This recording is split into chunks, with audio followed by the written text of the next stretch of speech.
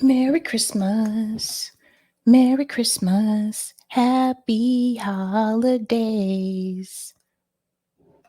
Merry Christmas. Merry Christmas. Doobie-doobie-doo. Doobie-doobie-doo. Doobie-doobie-doo. I'm your host, sabrinasalvati. Doobie-doobie-doo.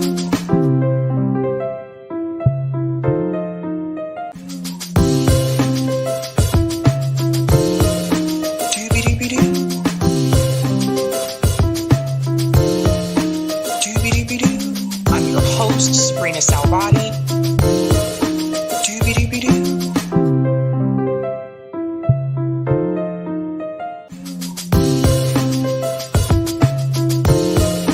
Doobie-doobie-doo.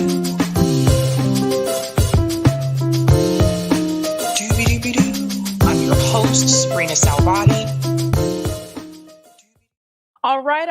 Happy Sunday, guys, and happy holidays to all of you. I know it's Christmas Eve.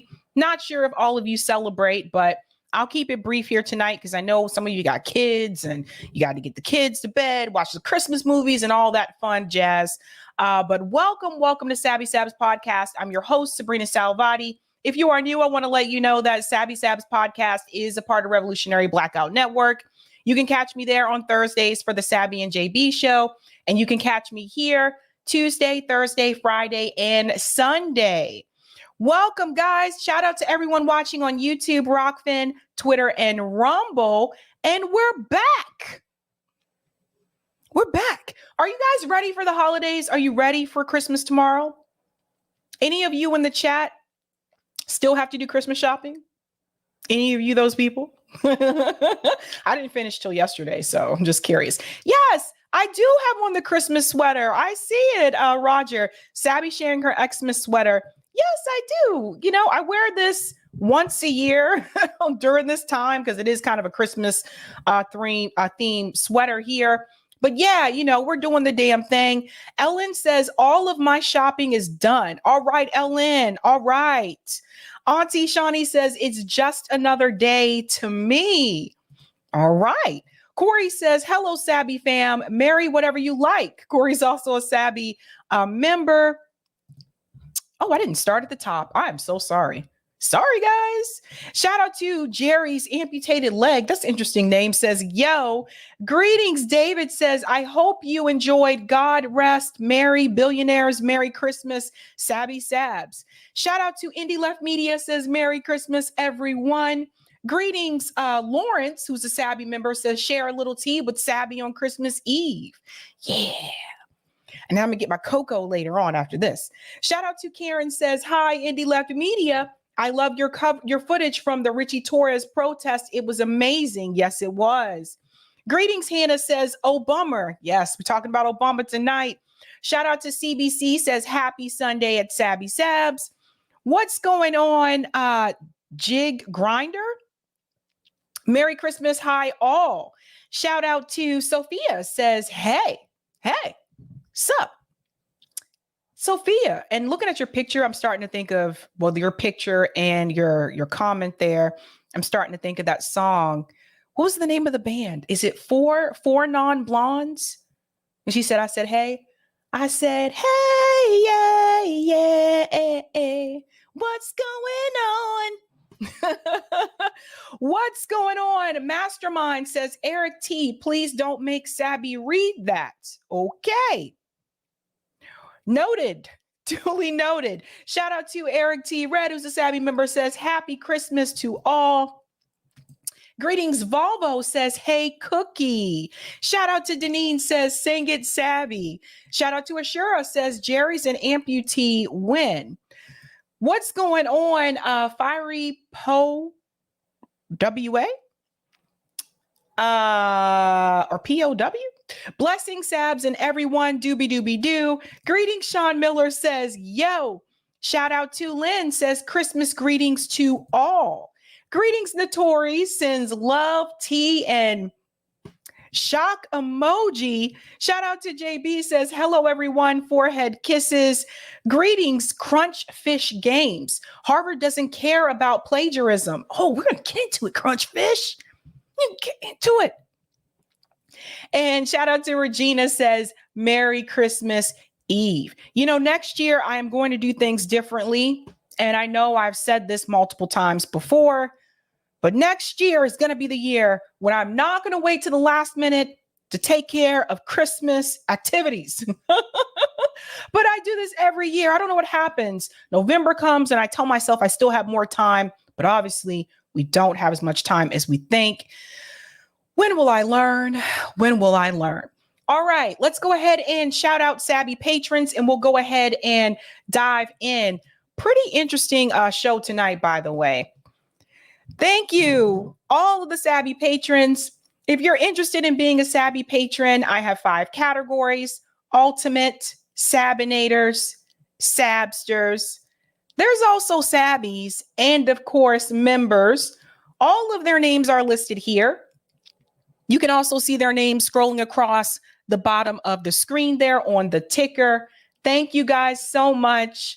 And I hope everyone is looking forward to happy holidays tomorrow. I really do. Okie doke. What are we talking about tonight, ladies and gentlemen? Let me go ahead and share that beautiful thumbnail. Believe it or not, you know, it's one of those things, like, even for those of us who don't have kids, like, if you're single, ride that wave out, because when you get married, I'm just here to tell you, now you have 2 families, right? So it's 2 different families that you have to get items for. All right. Tonight, we are discussing Obama steps in. You'll see there's a picture there of Obama. That is actually a Harvard president, Claudine Gay, who is right next to him. We'll get into that story. We're also going to discuss Lee Camp calls out Jerry Seinfeld. Whoosh. Lee actually sent that to me yesterday. So I was like, oh my gosh, I'm going to have to talk about that. We're also going to discuss, if you have not heard, Tara Reade has a huge update in reference to her case, her accusations against Joe Biden. And last but not least, this is an interesting story. The former IDF soldier is running for Congress. Yes, I kid you not. And I would argue, I think if it were another country, I think people would be pretty livid about that, right? We'll get into that story as well. Let's go ahead and get started with the very first story. Give you a little bit of a background here. Obviously, many of you know about Tara Reade. She had accusations against Joe Biden for sexual assault.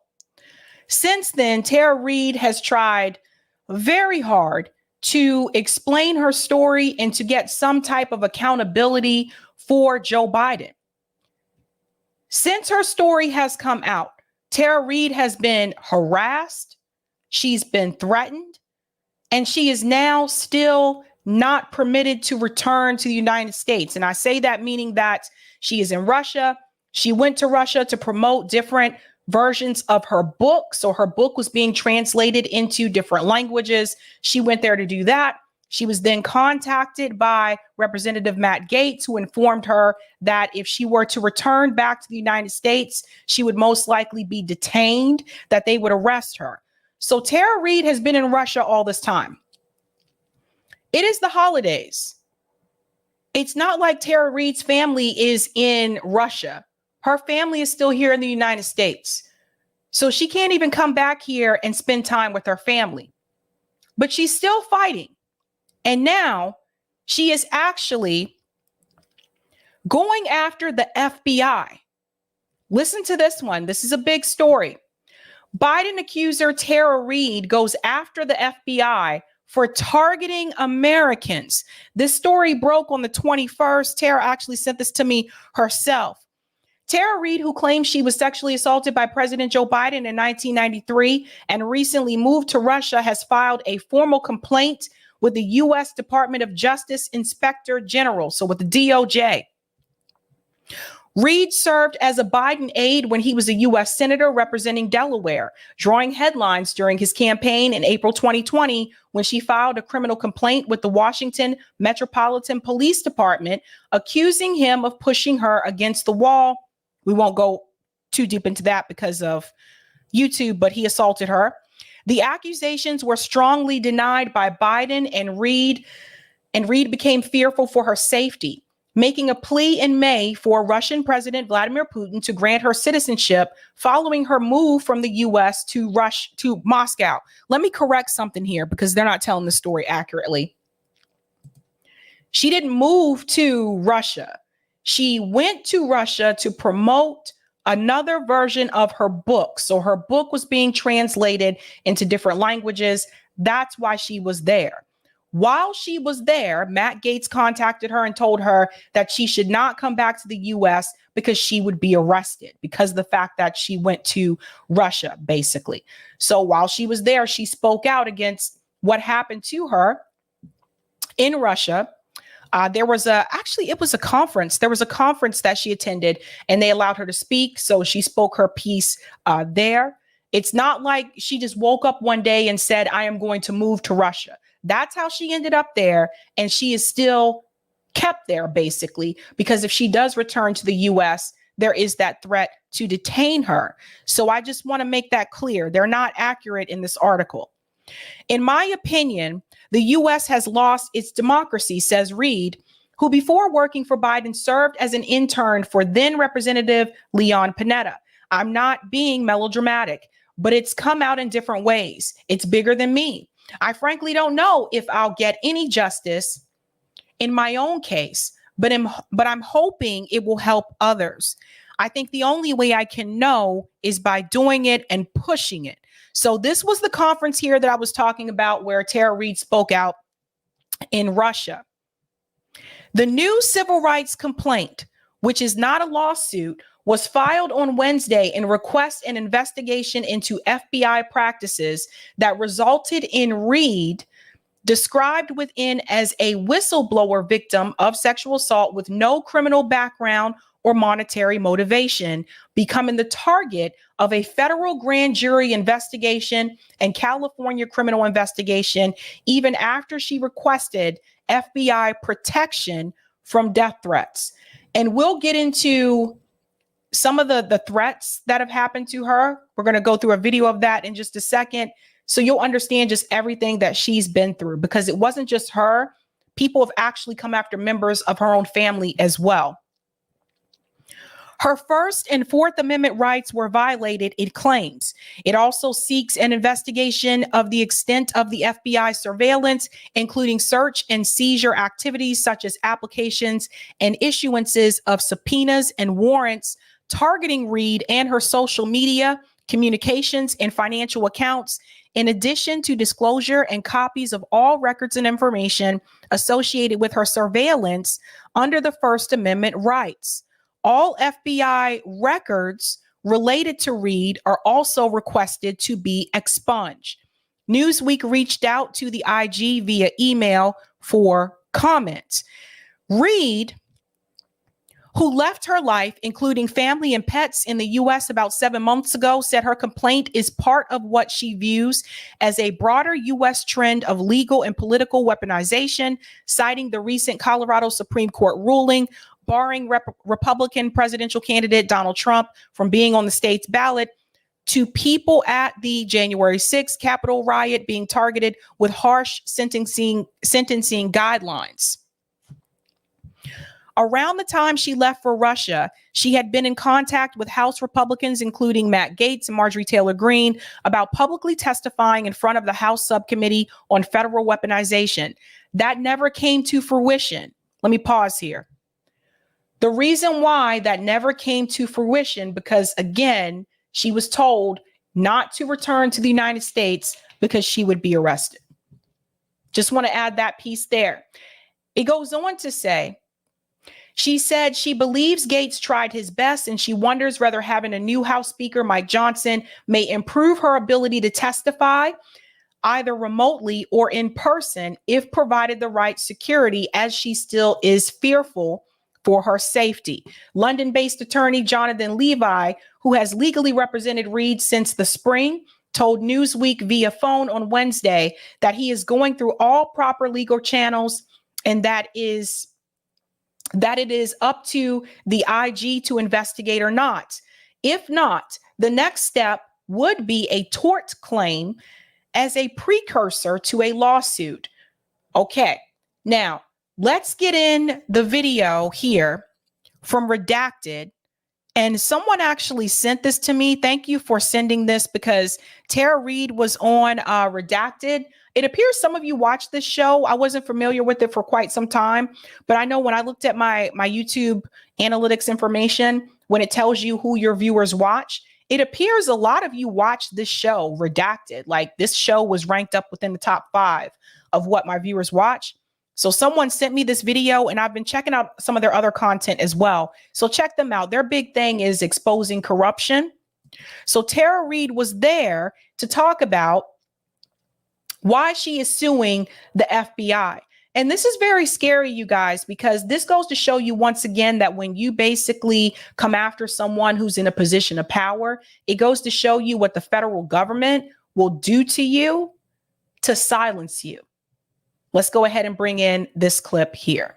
Tara Reade joins us today. She is the woman whose life has been shattered by people who want to protect President Joe Biden because she dared to report sexual assault when this happened to her when she was a member of his staff in the 1990s. She is suing the FBI to demand an investigation into the weaponization of the Department of Justice. This lawsuit just was released, or it's actually a claim with an intent for a lawsuit, was released just this week, and she joins us to talk about it. Happy holidays. Thank you so much for coming back on Redacted. Well, first, thank you so much for having me again. It's wonderful to see you and Clayton, and Merry Christmas to your whole team. So, and Happy New Year. Well, you know, I'm safe here in Russia, in Moscow, Russia. I did offer to testify in Congress against Joe Biden remotely, and have not heard back about that possibility because they're kind of reorganizing how they were doing the hearings. And then, you know, they had a change of speaker. So it wasn't just about my leaving for Russia. There was not a lot happening with really investigating the Biden family until just recently again. And my attorneys approached me and said, look, there were several statutes in several states that they violated your privacy. And this is happening to other people. This is happening to other, you know, American citizens where they're being illegally surveillanced by a weaponized DOJ, FBI. So this is the first step. This complaint, it's a complaint filed with the Inspector General in the DOJ about the FBI to look at their tactics and what they were doing to me. And I think it's important because, you know, I'm just a regular American citizen, and this happened to me. It can happen to anyone. And it is happening to anyone. It's happening to Trump supporters. It's happening to, there's a group, you know, the Black Socialist Movement, their movement. So it's happening on the left. It's happening on the right. It's all over the place. And we need to look at how politicized the intelligence community has become and how much freedom they have to surveil. And I mean by surveillance, I don't mean, you know, like stuff you see in the movies. I mean, like they pull your bank accounts, they look at every transaction, they pull your social media, your private conversations with family, with people, FaceTime, Twitter, or X as it's called now, Gmail, everything. And they Let me pause here for just a second because I want to add something here. I said this before my show a while back, but I'll continue to say this. None of your accounts are private. None of your social media accounts are actually private. You may have a private setting on Facebook or Twitter or whatever social media account you're using, but the federal government can still access that information if they need to. This is why I always tell people, be careful about what you post on social media, because the thing is, like, you know, but regardless, they shouldn't be able to do that without your permission. And this is what happened to Tara Reade. And it also happened to the Uhuru movement, right? So Amalia Shatella was on the show and talked about this as well. They can do this to anyone. Anyone. Edward Snowden tried to warn us of this, right? You see what they tried to do to him. That's why that story was so significant. But none of your information is private. Your bank account isn't even private. They can access that information if they need to either. So just keep that in mind.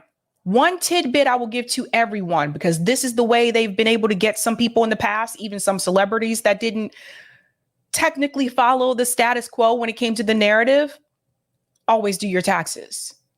Always do your taxes. One of the ways the government, particularly like the FBI, the DOJ, et cetera, and the IRS, one of the ways they've been able to take down more radical voices in the past is financially. And one of the easiest ways to do that is to check to see, have they filed their taxes? Are they paying their taxes?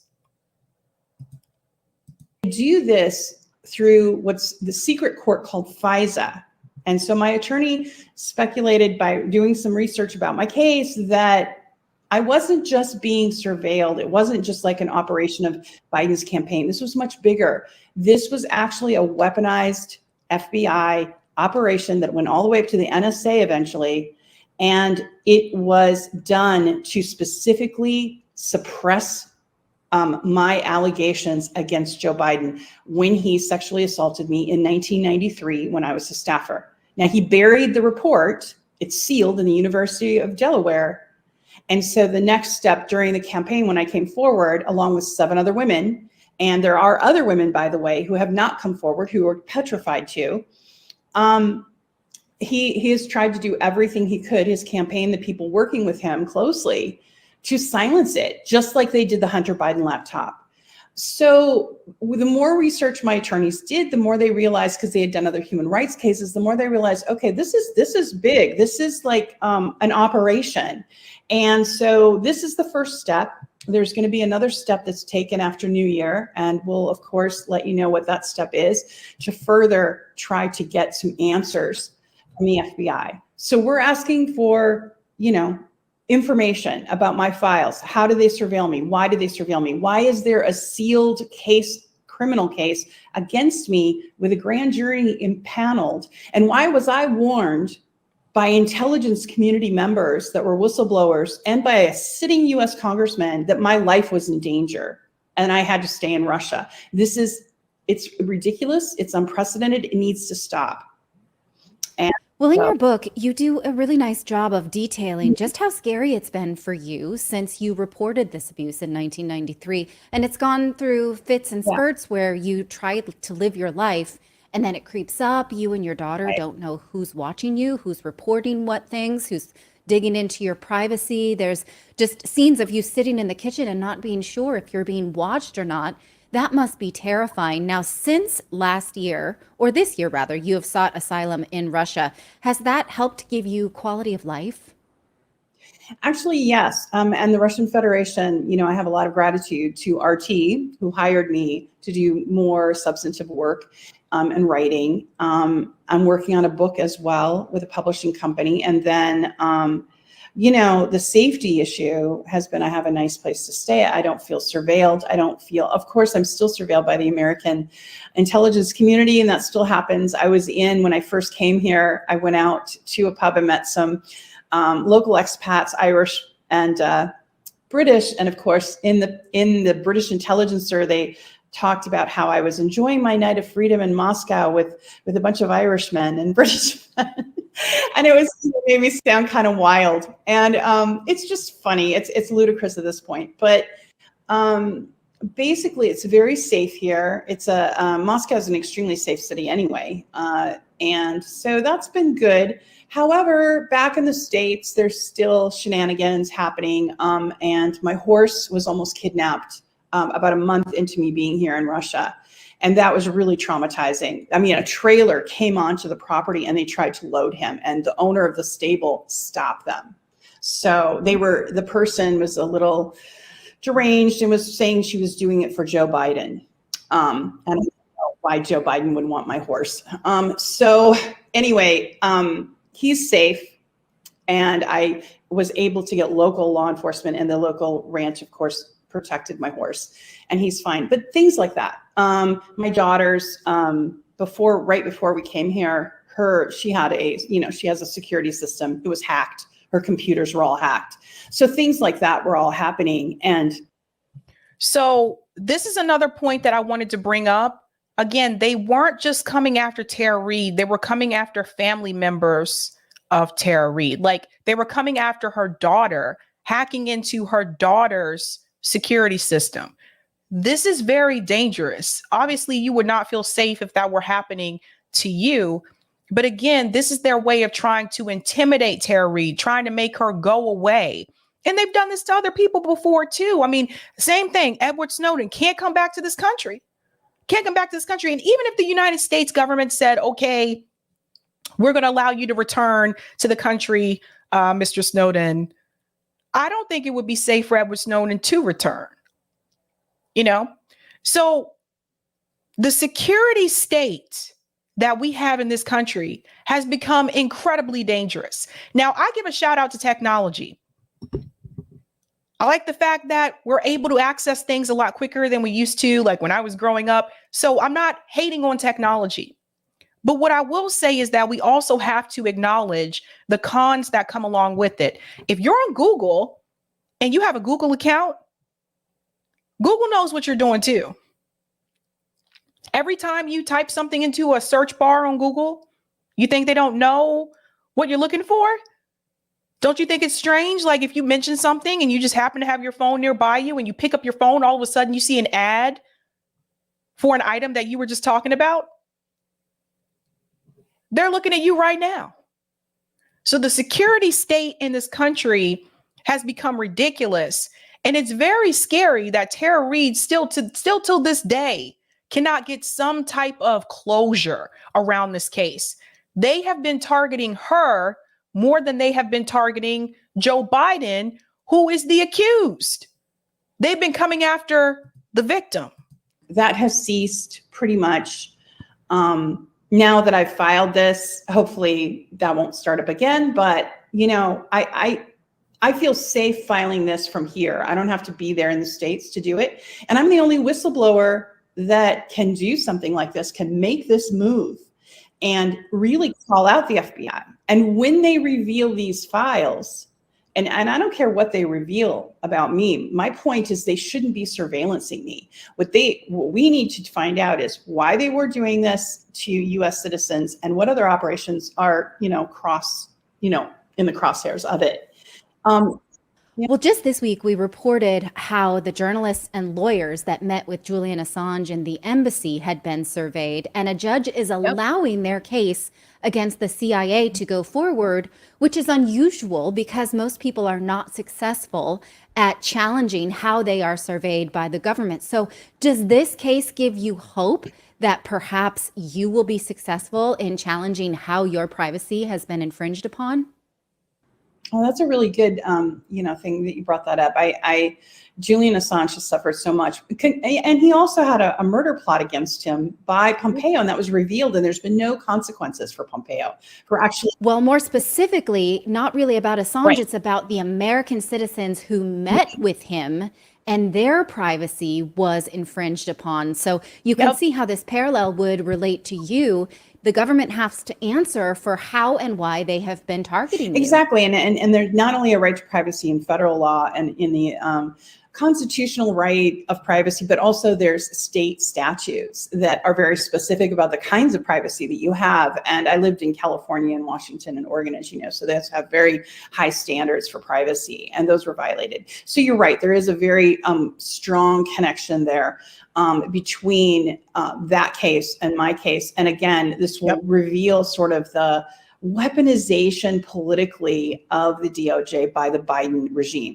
And when I talk about that weaponization, I'm not, it goes deep. It's bureaucrats that are working that kind of stay on. So it's like the former Obama staff that stayed on for Biden, right? So we need to reveal these folks that are, bad actors. Now, on the downside of this, what a law that just passed is, of course, the revamping of the FISA, and unfortunately that got bipartisan support, and that's opening up more surveillance on US citizens. And Natalie, I don't know if you've heard this argument, but people will say, oh, well, I don't care if I'm surveilled, I have nothing to hide. No, that's not the point. If Right. you come in contact with the government in a way that they don't like, they will use whatever they have Yep. and twist it to their advantage. Yes, they will. And shout out to Tara for making that statement that, when people say I don't have anything to hide, so what? That doesn't give them the right to spy on you. It's just a reality. Now you can watch that full interview on Redacted. She's suing the FBI for ruining her life, and she has receipts. Again, that's Redacted News. So check out the full interview there. And I want to take you back to the last time when Tara Reade was on this show. This was 4 months ago. I want you to hear something that she said, what they were doing to her family. Because no one should be treated like this, Sabby. I shouldn't have to be fleeing to another country for safety. Right. I shouldn't have to be afraid for my daughter, for my family. And, 3 weeks ago, someone tried to kidnap my horse and then tried to fundraise saying they were saving Charm because I abandoned him and went to Russia. And I was a traitor to America, literally. And they had a trailer at that ranch and almost took my horse. And luckily law enforcement intervened and the ranch owner intervened and my horse is safe. And then some trolls put my daughter's work online, doxed her, her address, her photo, and went after her. And, it's just continued. And these were Democratic troll farms that have been hounding me since 2019. Democratic troll farms that have been after her since 2019. So you see, they doxed her daughter. By the way, for those who are not aware, after Tara Reade actually came forward about Joe Biden, Tara Reade also had difficulty finding a job. That's how powerful these people were. They were actually making it so that other companies would not hire her. They smeared her to no end, at least mainstream media did, smeared her to no end so that they made it so that she would not even be employable in this country. It's not right. It doesn't matter. Whatever you believe, whatever your, political ideology is, we should have a right to privacy in this country. I believe that should be one of our American rights. And the government and the NSA and the CIA and all these other different alphabet letter agencies should not be able to just spy on us and use it at their disposal. And that is what has been happening to Tara Reade. So she is suing the FBI. I give her kudos for that. I do sincerely hope that Tara Reade gets to have some type of accountability for this situation, or at least that Joe Biden has some type of accountability for this, because this has gone on for too long. And the thing is, it's not just Tara Reade. There were other accusers that came forward along with Tara Reade. I think that they've been pushed into silence. Gotta push back on these alphabet letter agencies. This is crazy. This is insane. It is the holidays and Tara Reade is not able to spend it with her family because they'll arrest her if she comes back here. She's an American citizen. Shout out to Raphael, says, Merry Christmas, Madam S. We love you. Raphael's been a member for 1 month. Thank you so much, Raphael. Merry Christmas to you too. Rupert says the FBI arresting victims is a common occurrence.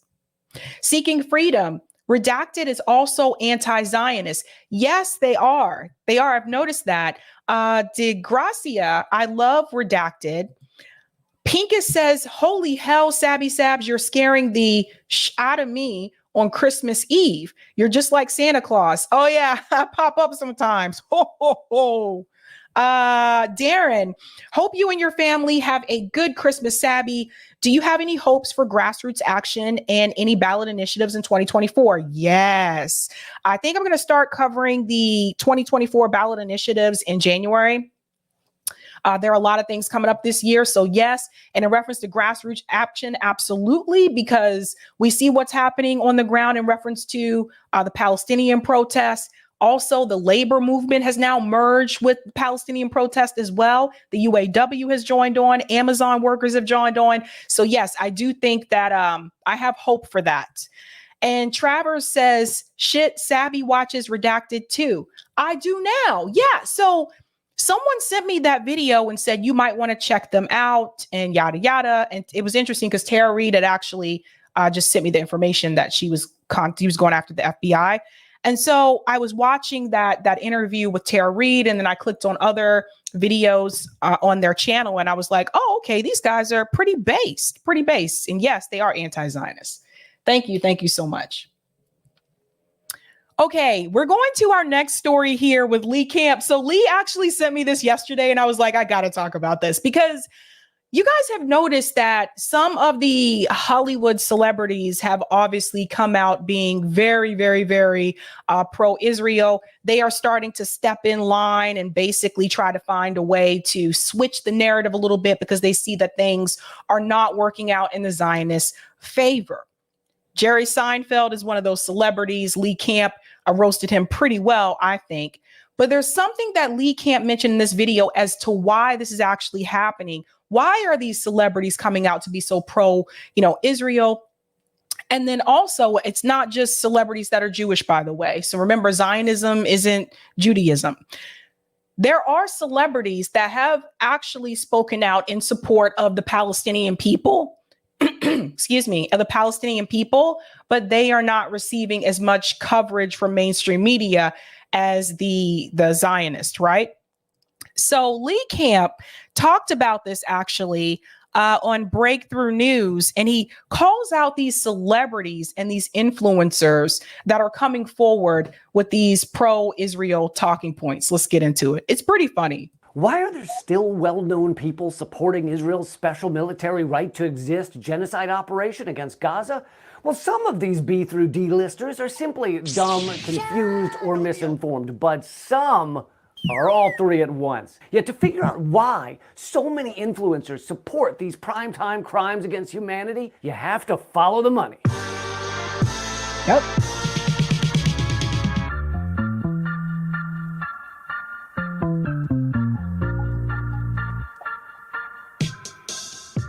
Celebrities and influencers have come out of the woodwork to support Israel. But they aren't bad people, they're just germaphobes who endorse all kinds of cleansing, especially ethnic. The celebrities include Chuck Schumer's second cousin, IDF Wonder Woman, that woman does make you wonder, and Jerry Seinfeld. What's the deal with that guy? I don't know about you, but I like to take my moral cues from a guy who dated a 17-year-old when he was 38.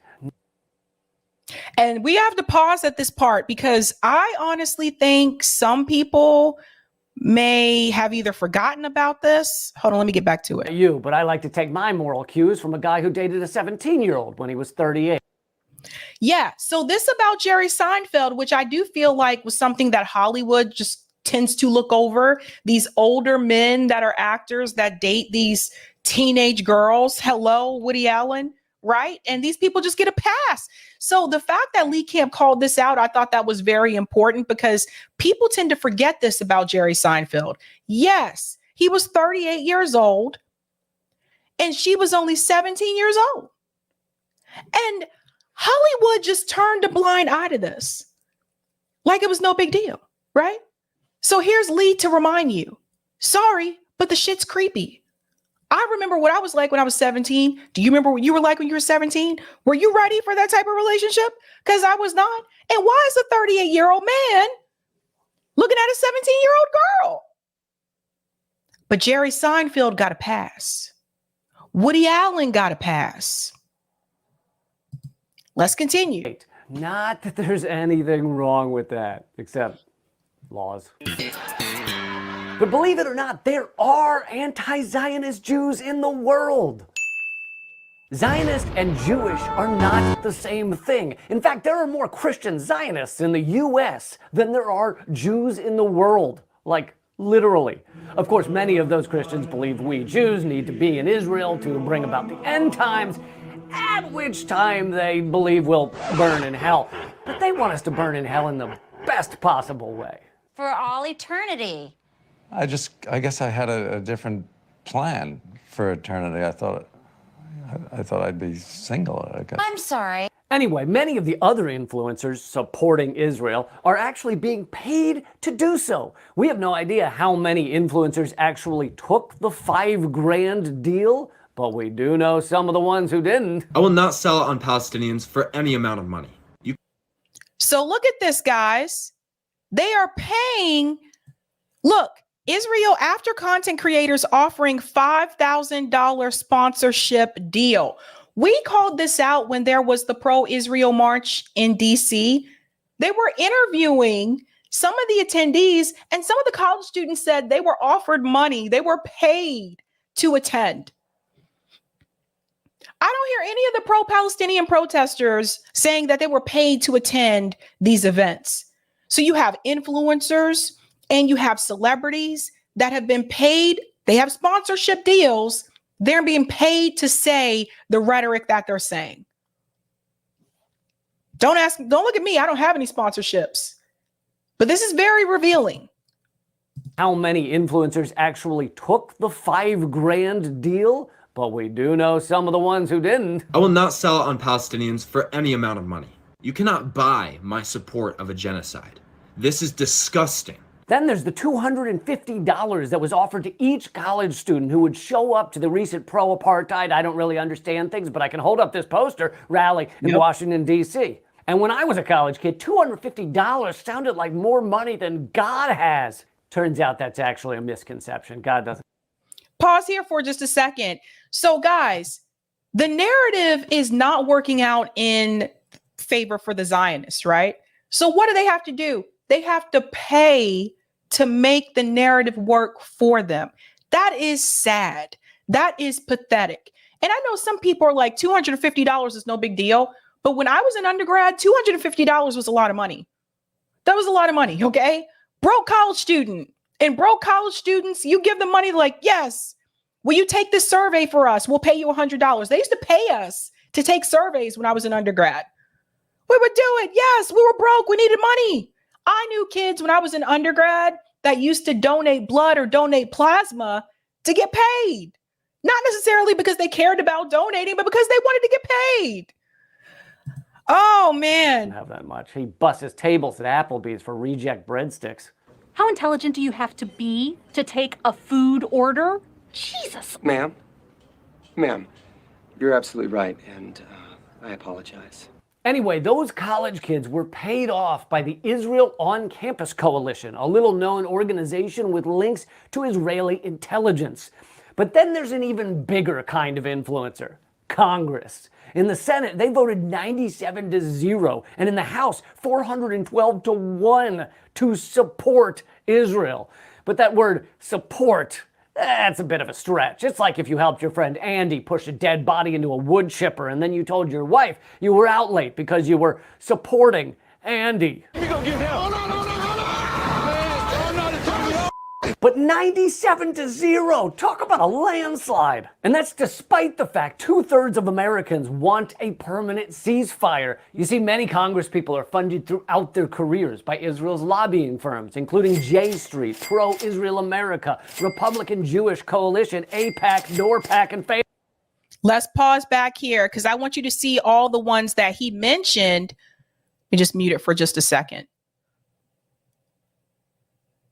Okay.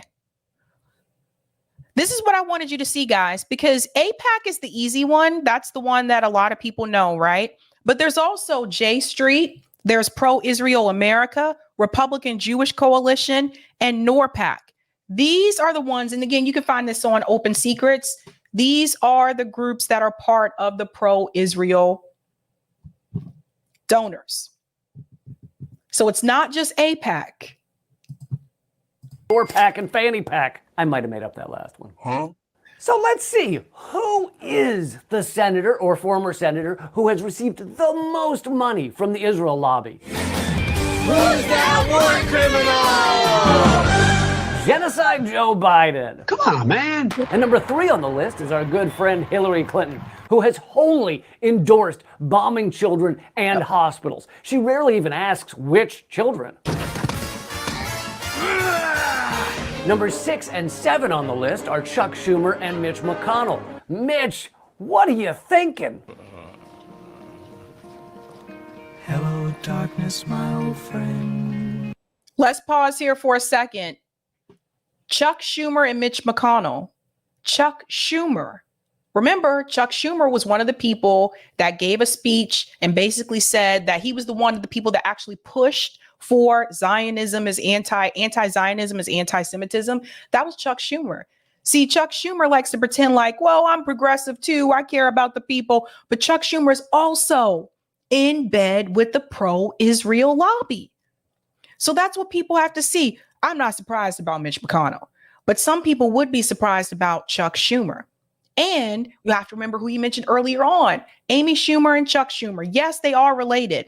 Amy Schumer will tell you that Chuck Schumer is not her dad. No, he's not.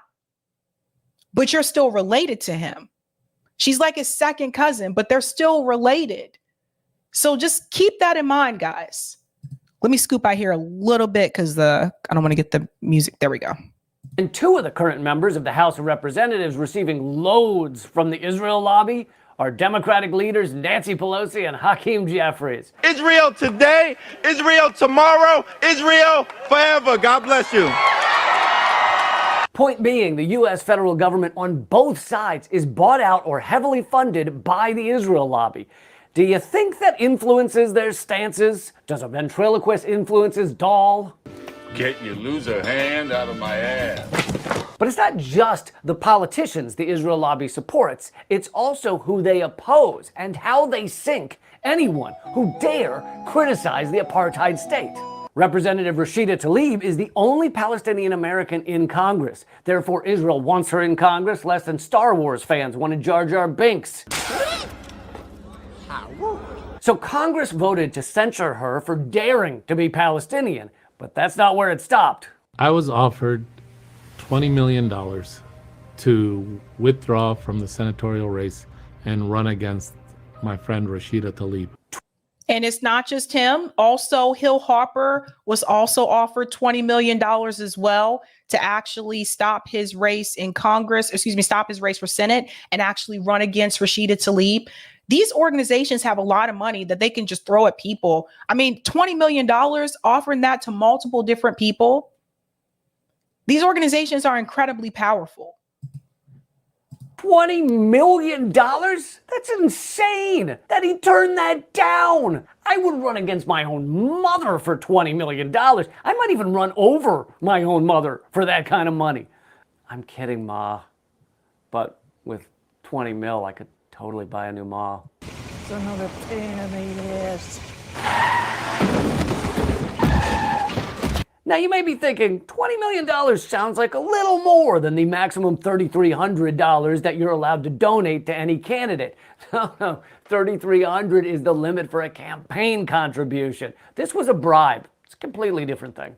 Look, Burns, this is a big problem. You just can't throw money at it and make it go away. Gentlemen, I've decided there will be no investigation now. If you excuse me, I'll go away. And that's not all. AIPAC has promised to spend $100 million to unseat anyone who's critical of Israel's crime.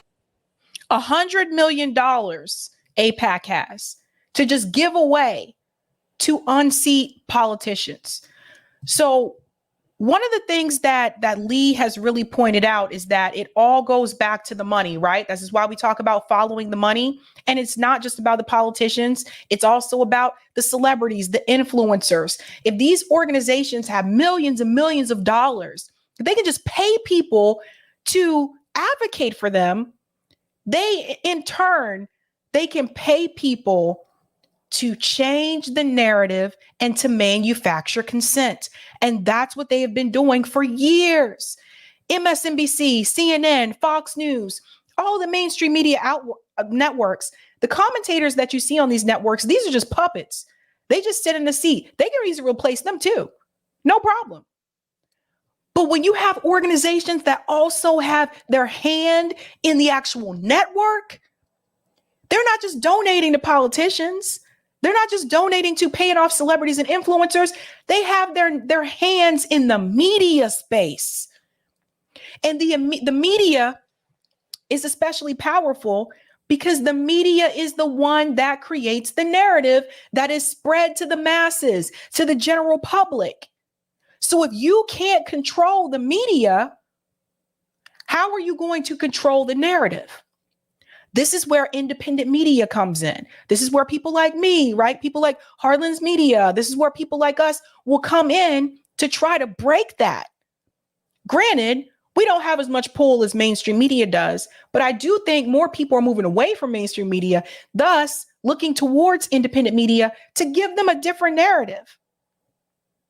But if you can't break the media space, it is very hard to change the narrative.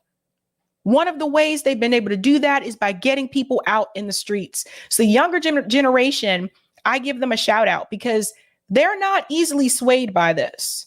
They're not easily swayed by mainstream media, and they're less likely to watch mainstream media. They're more likely to seek out alternative voices and sources than I was when I was their age, like when I was growing up. We didn't have a lot of these platforms. When I was growing up, there was no YouTube. Can you imagine that? There was no YouTube, and there definitely was no independent media on YouTube. But now times have changed, and this is another reason why we're going to connect this to the Tara Reade story. This is why they're trying to silence people, because they know it's not just about TikTok. It's about the fact that we have a younger generation that is able to hear the truth that mainstream media is leaving out, and organizations like AIPAC have been trying to control for years. This is why it's important that we have these voices in the space. They just said that publicly. Could you imagine the outrage if another group said that? Like the KKK or sex traffickers or people who design escape rooms in such a way that you never speak to your sister-in-law again? Stop! Stop the game! She's gonna fall! Let her in! You guys, you have to... If any of them spent $100 million to silence critics, the nation would be furious. But when it's AIPAC, we call it a healthy democracy. So if a celebrity or influencer supports Israel's atrocities, then not only are they not punished for it, some are even paid to do it. But if you're a celebrity with a moral core larger than a tardigrade who is standing against genocide, you'll likely be suppressed, like me, or worse, like Susan Sarandon, who was dropped. Pause and we'll get to the Susan Sarandon story. DJ Khaled is nowhere to be found on this issue. DJ Khaled is Palestinian. DJ Khaled has been so silent. You're used to hearing him say his name at the beginning of multiple songs. DJ Khaled told you that we were the best. But DJ Khaled has been very quiet since this war kicked off. And part of that has to do with the fact that the record label that DJ Khaled owns actually belongs to another company, which is owned by Zionists. That's why DJ Khaled hasn't said a damn thing. Quiet. Very sad. Very sad. Not even speaking up for his own people. And of course, you know, they came after Susan Sarandon. Up by her talent agency or actress Melissa Barrera, who lost her role in the Scream movies for Instagram posts about Israel. Hello? Do you condemn Hamas? Then Newsweek ran a guilt by association article where they listed the celebrities supporting Sarandon, including some maniac named Lee Camp. I don't know who he is, but his name sounds like a halfway house for Civil War reenactors. Lee. Look, in a perfect world, no one supports mass atrocities. No one supports bombing hospitals and schools and bakeries and journalists. But we don't live in a perfect world. We live in an awful one with salmon-colored pants and Michael Bay movies, and the U.S. government completely bought out by the Israel lobby. Now they're working on buying out the entirety of the message on social media. Don't let it happen. This genocide has to stop. And this is what I was trying to tell you guys when Nikki Haley was bringing up TikTok. It's not just about TikTok and China possibly having our data. Because look, the US government has no problem having our data either, right? It's not even about that. It's about controlling information and controlling the source of information. So if they shut down TikTok, it's only a matter of time before they come after other ones too, right? Our government has already made sure that Facebook censors certain content. We remember that from the interview with Mark Zuckerberg and Joe Rogan in reference to the Hunter Biden laptop story. Facebook is also, Facebook Meta, whatever you want to call them these days, is also trying to censor pro-Palestinian voices. Why do you think the EU is putting pressure on Elon Musk to censor those voices also on X? The idea is to shut down any other source of information that doesn't go with the status quo and doesn't fit the narrative that they want you to know. Because at the end of the day, they don't want you to think for yourself. They'll allow you to do research, but when it comes to the research, they only allow certain sources to be available to you. You can see this if you were to look something up on Google versus DuckDuckGo. They don't want you to think for yourself. They want to tell you what to think, and they want to tell you what to believe. And one of the easiest ways of doing that is getting influencers and celebrities to tell you what to do. It's worked before. How many times have we listened to celebrities when they advocate for a cause, right? It's worked before. But I think what is starting to happen is that more people are hungry for the truth, and more lies have been exposed. And had it not been for the mass protest across the globe, I do not think that this would have happened. So Lee Camp is on point here to call out people like Jerry Seinfeld. By the way, I loved the show. I loved Seinfeld's show when I was growing up, but that still doesn't mean that Jerry Seinfeld, the actual celebrity in real life, is an asshole. They're following the money. So Lee did a great job with that. That video is called How Israel Buys Support from Celebrities and Influencers. He nailed it. Let's go to some of the comments here in the chat. Shout out to Baby Ethernet for becoming a Sabby member. Let's give Baby a big whoop whoop.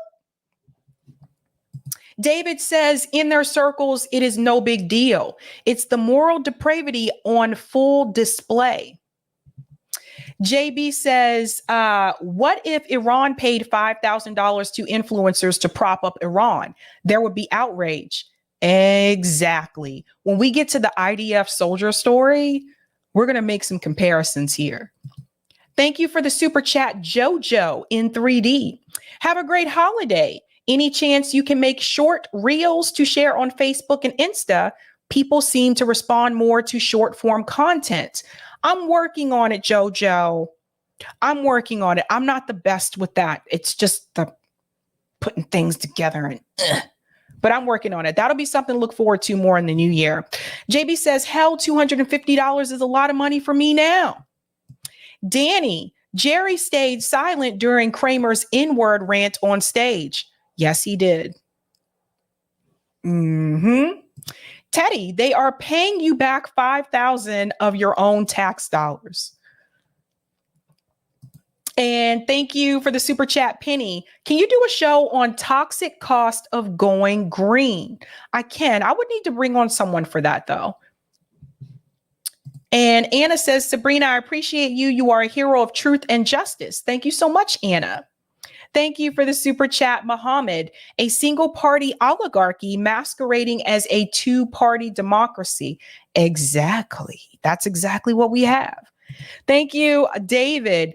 Same in the gaming industry. Well-known personality Greg Miller was paid to make an Animal Crossing island devoted to promoting Biden 2020. You go. See what happens? And thank you, Muhammad. Vivek Ramaswamy is currently giving a speech at a town hall where he just said he wants to ban those under 16 from social media. Right. Because they don't like the information that they're getting from those platforms. They want to control you. They want us to be controlled. They want us to be sheep. They want us all to be followers. They don't really want us to lead. So there's that. We are going into... Oh, I'm sorry. Whoopsie. I have 2 more clips. I'm sorry, to go with this Lee Camp story. I forgot about that. Check out this from Deep Fake Dissident. I want to show you how they try to, again, control the narrative. Look at this. Zionist says the ad paints Jews as aggressors and imperialists, as people who are stealing or taking land from others. The ADL says history and reality are biased and fundamentally anti-Israel. They are referring to this ad. There is an ad in subway stations that is actually showing the history of the creation of Israel. And the ADL doesn't like that. And the Zionist regime does not like that. But it's actually the truth. So at the end of the day, again, they don't want you to know the truth. They want you to know a narrative that they feel puts them in a positive light. Check this out. This is actually pretty interesting. And territory is now coming to, of all places, a train station near you. CBS 2's Scott Rappaport has more on an explosive ad that's igniting a firestorm of controversy. Provocative poster. What is this about? At the Metro North train station here in White Plains, this politically charged ad is raising eyebrows. That's quite amazing if you ask me. The ad shows a shrinking Palestinian territory in Israel over the years. So you see this picture. You guys have seen this map before. I've shown it on the show. Okay, so it shows where Palestine was all green, and then you'll see where it starts the creation of Israel throughout the years, and you'll see there's less and less green as you go towards present day. And it says 4.7 million Palestinians are classified by the UN as refugees. Palestinian territory in Israel over the years, and refers to 4.7 million Palestinians there as refugees.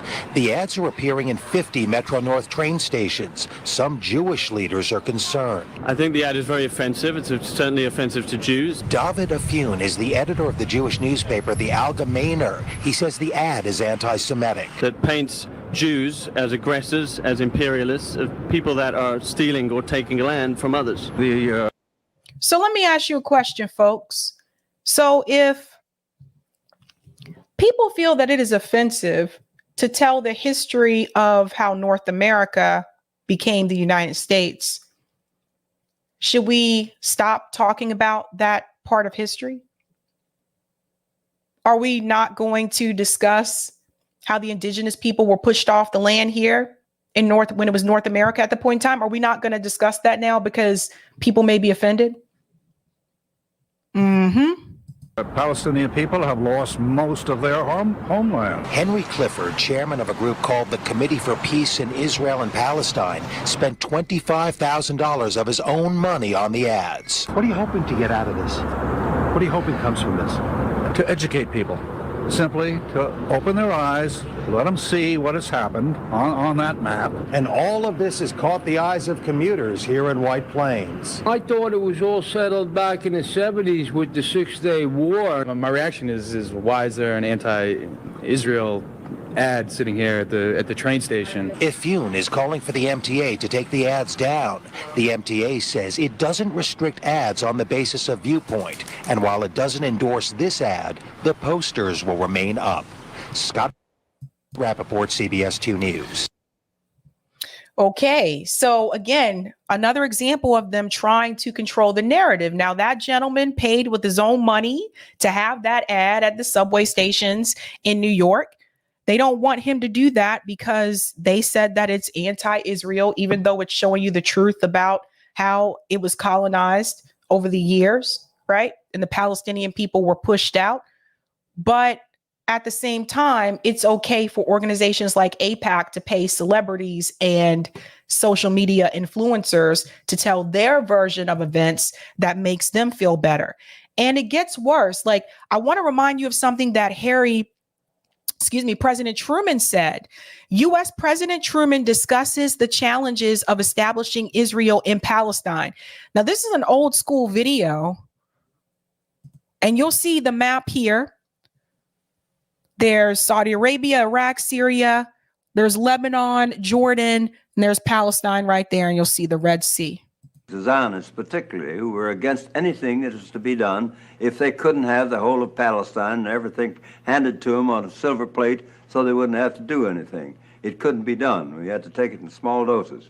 You can't move 5 or 6 million people out of a country and fill it up with 5 or 6 million more and expect both sets of them to be pleased. We had all sorts of objections to everything that was done. something had to be done.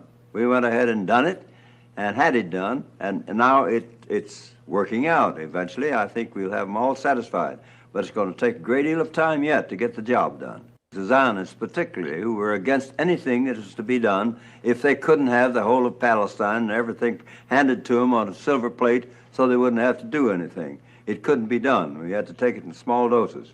You can't move 5 or 6 million people out of a country and fill it up with 5 or 6 million more and expect both sets of them to be pleased. We had all sorts of objections to everything that was done. Something had to be done. We went ahead and done it and had it done, and now it's working out. Eventually, I think we'll have them all satisfied, but it's going to take a great deal of time yet to get the job done. He said, I think we'll have them all satisfied. And if we go up here, it says, he explains in this video that Zionists in particular were against anything that was to be done if they couldn't have the whole of Palestine and everything handed to them on a silver plate so they wouldn't have to do anything. So this again goes to show you that the goal was always to push the Palestinian people out. The goal was not to try to live side by side with them. The goal was not to, try to make sure that the Palestinians had a separate state. The goal was to remove the Palestinian people altogether. These old videos are a hell of a drug. These old videos that have come back up since October 7th, it just shows you so much. Again, it says here, we see a few things. The Zionist plan was always to take over the whole of Palestine. 2, while Zionists keep saying there was no Palestine, everyone is referring to Palestine, and the map behind Truman is showing only Palestine.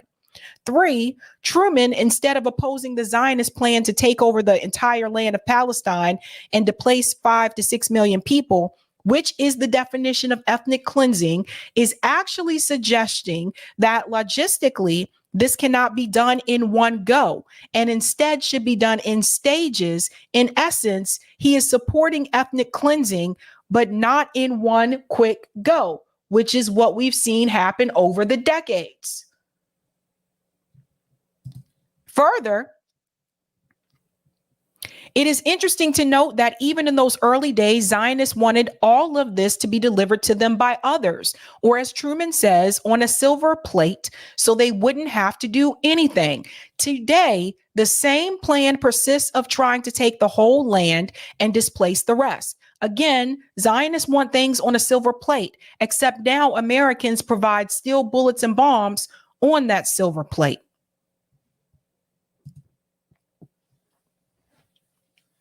But I'm willing to bet you if that video starts to make the rounds, people may say, oh, no, that's offensive too. We should remove that as well.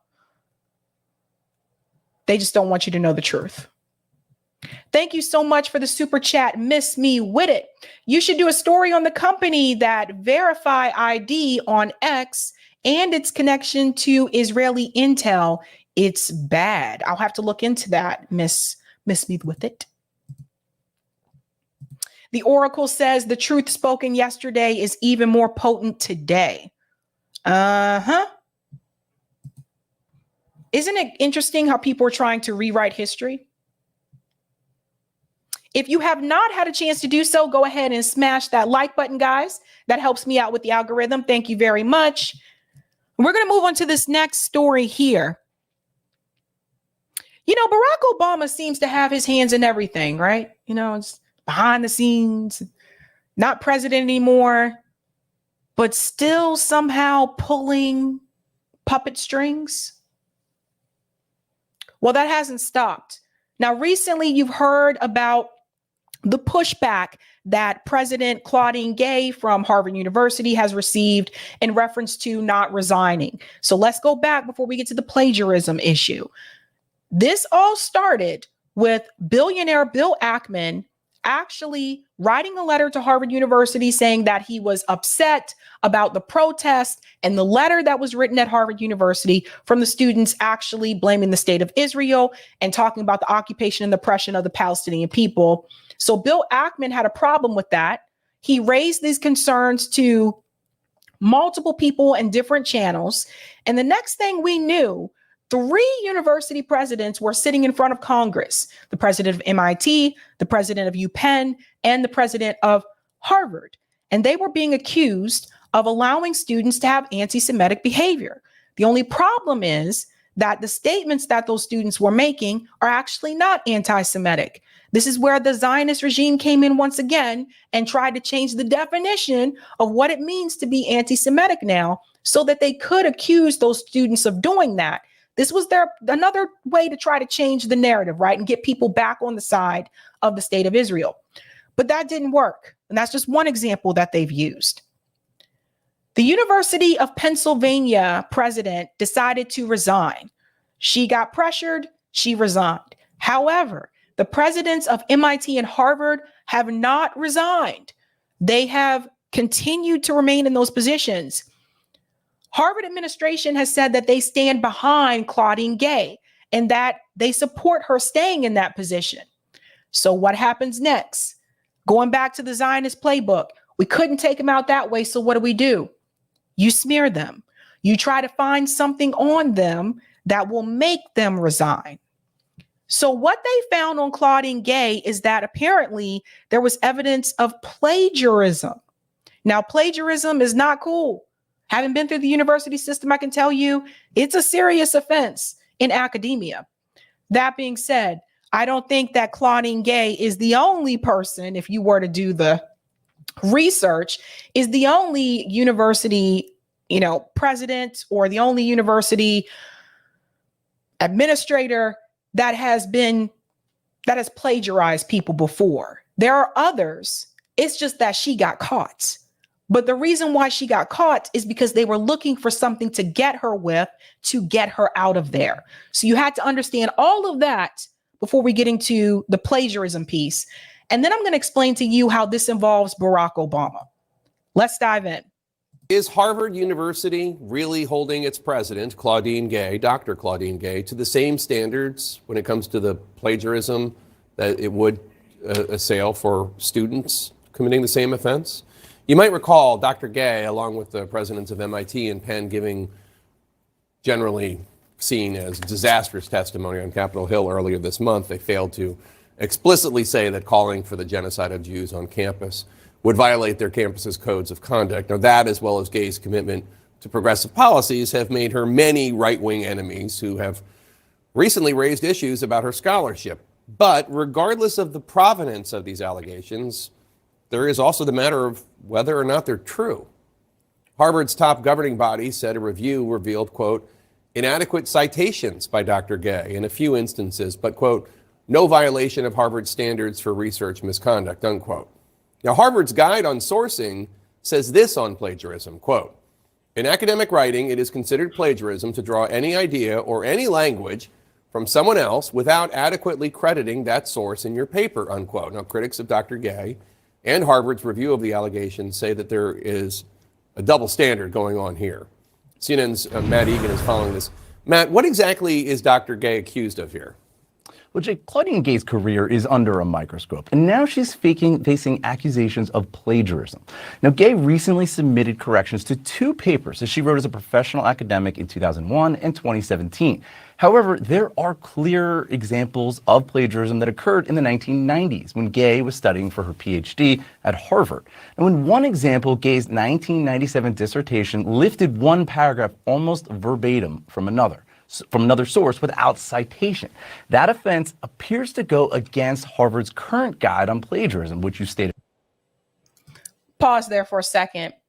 So one of the accusations refers back to the 1990s. So this is what I want you to pay close attention to. So you mean to tell me all this time has gone by and out of nowhere, now all of a sudden someone notices that she plagiarized a piece of someone else's work? This is not a coincidence, people. By the way, the president of MIT, you might want to buckle up and get ready too, because they're going to come for you too. But this is not a coincidence. Again, they went looking for it. They went looking for something because she refused to resign, and the university administration chose to stand by her and not what Congress was asking them to do, and not by Bill Ackman, who is a donor of Harvard. So this is what they'll do, people. They'll go looking for things.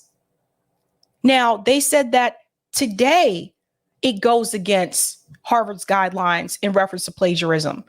But was that Harvard's guideline back then at that point in time? When she wrote this paper in the 1990s, was the plagiarism guideline at Harvard the same then as it is today? And I would argue probably not, because universities change policies every couple of years. They change the rhetoric around their policies, and they've changed plagiarism policies too at these universities that I've experienced myself.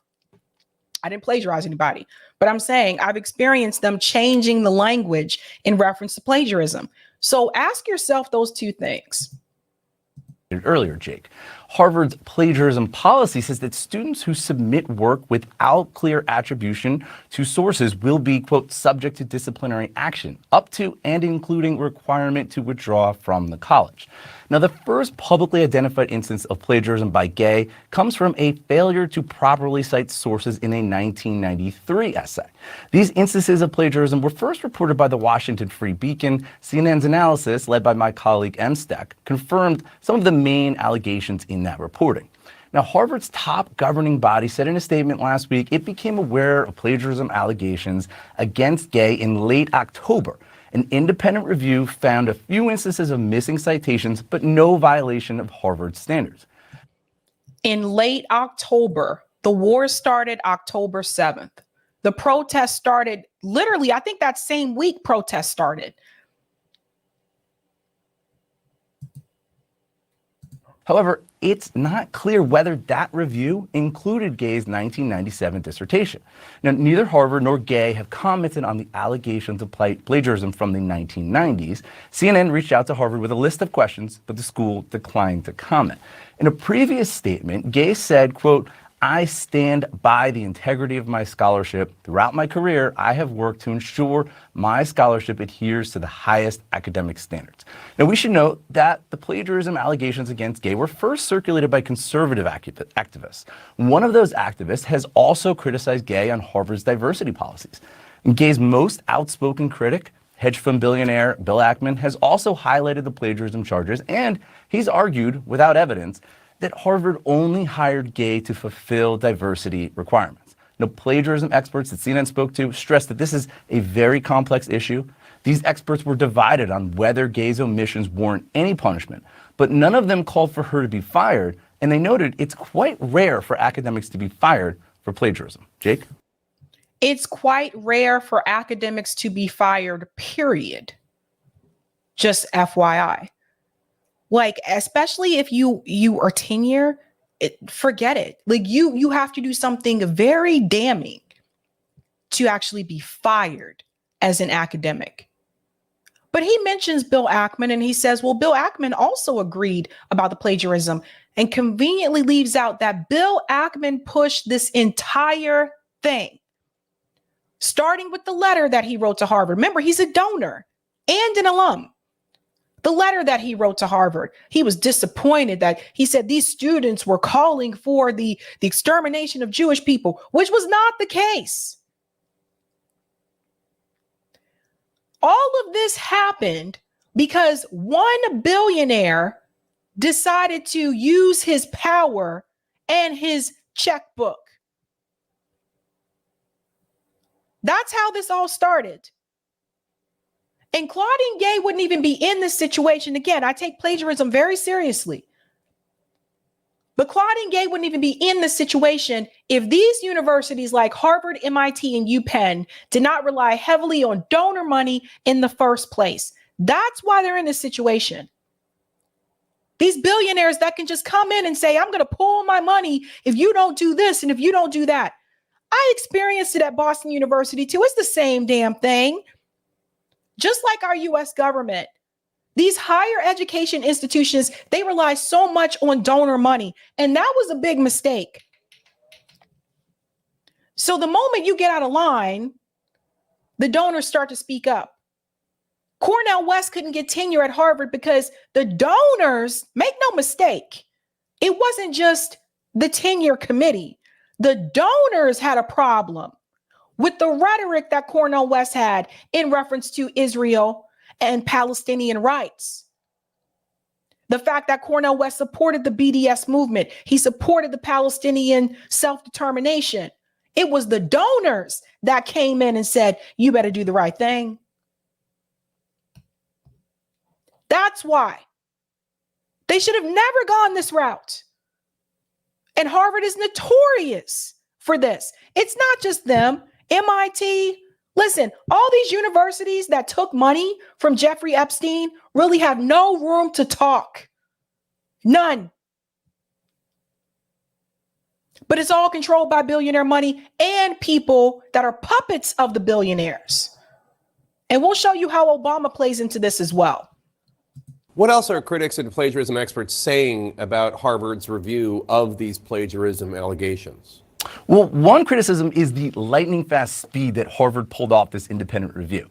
These types of plagiarism reviews, they can take anywhere from 6 months to 2 years. This one, not even 2 months. Another criticism is that there's a double standard.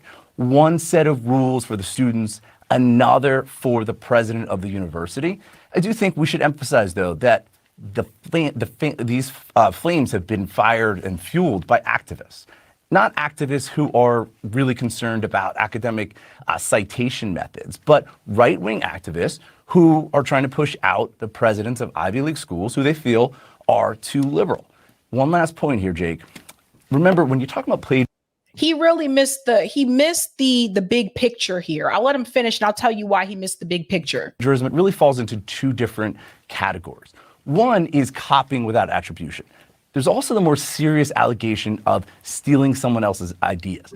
And in this instance, these allegations of plagiarism are really all in the former camp. So yes, sloppy citations, but no, not idea theft. Yeah, Jake? The big question, I think, in the future is, how will Harvard be able to punish any students found guilty of the same offense without inviting a lawsuit? See, they're missing the big picture. I'm sorry. They're focusing too much on the plagiarism issue and they're not focusing on the overall problem here. And that is money, power, and control. The reason why she is even in this situation to begin with is because one billionaire raised their voice. One billionaire screamed out loud.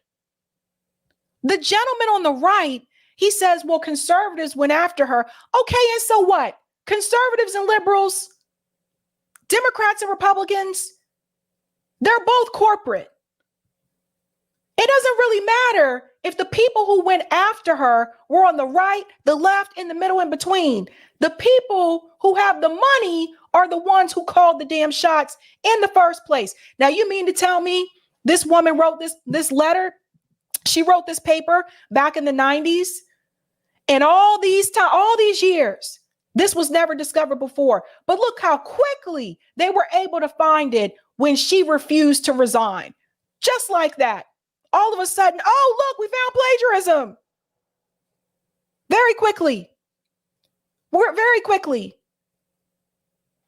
So they're not focusing on the overall issue. They're just talking about the plagiarism part. The problem is these universities should not be in bed with billionaire donors, period. I don't care if the donor went to Harvard or not. Robert Kraft, Bill Ackman. I give 0 fucks. I don't care if you went to Harvard. That does not give you the authority to then in turn tell these universities, these administrations, what they have to do. And they missed that. And I think they missed it on purpose because, again, they're reading from a teleprompter. They're not doing real research. All you had to do was connect the dots. And it all leads back to money. Couldn't do it. And speaking of it leading back to money, I want to know why even Barack Obama actually had a hand in this. Because here comes Obama. Obama secretly pushed Harvard to keep President Claudine Gay despite campus anti-Semitism plagiarism controversies report. Why is Barack Obama also making demands from behind the scenes? Barack Obama does not work at Harvard. Barack Obama is not an administrator at Harvard University. I don't care if he was the former president of the United States. I don't care that he went to Harvard Law School. You don't work there, damn it. This is part of the problems that these universities have with administration. Those of us who have been administrators at these universities can tell you, we don't get to make any damn shots. We don't get to make any calls. There's so much bureaucracy. I couldn't make one decision without going through 5 different layers of people. Some of them that I never even saw. And I'm like, who's making these rules? People who don't work in the department, people who've never even met me, are going to tell me whether or not I can use an electronic form or paper form. Little things like that. They're all controlled. So it goes on to say, again, this just goes to show you what's happening behind the scenes. Former President Barack Obama has secretly lobbied Harvard University officials to stick by embattled President Claudine Gay as she faces pressure to resign for giving cover to anti-Semitism on campus and for committing plagiarism. Obama. So here is Barack Obama telling Harvard University officials what to do and how to do their damn job. Obama, 62, a 1991 graduate of Harvard Law School, privately urged the university to let Gay remain in office after she testified December 5th before the House Education and Workforce Committee that calls for the genocide of Jews may be permissible under the school's code of conduct, depending on context, according to a report on Friday. So not only did Barack Obama get involved, but he went as far as to tell the university to let her remain in her job. Whether you agree with her being there or not, that's not his call.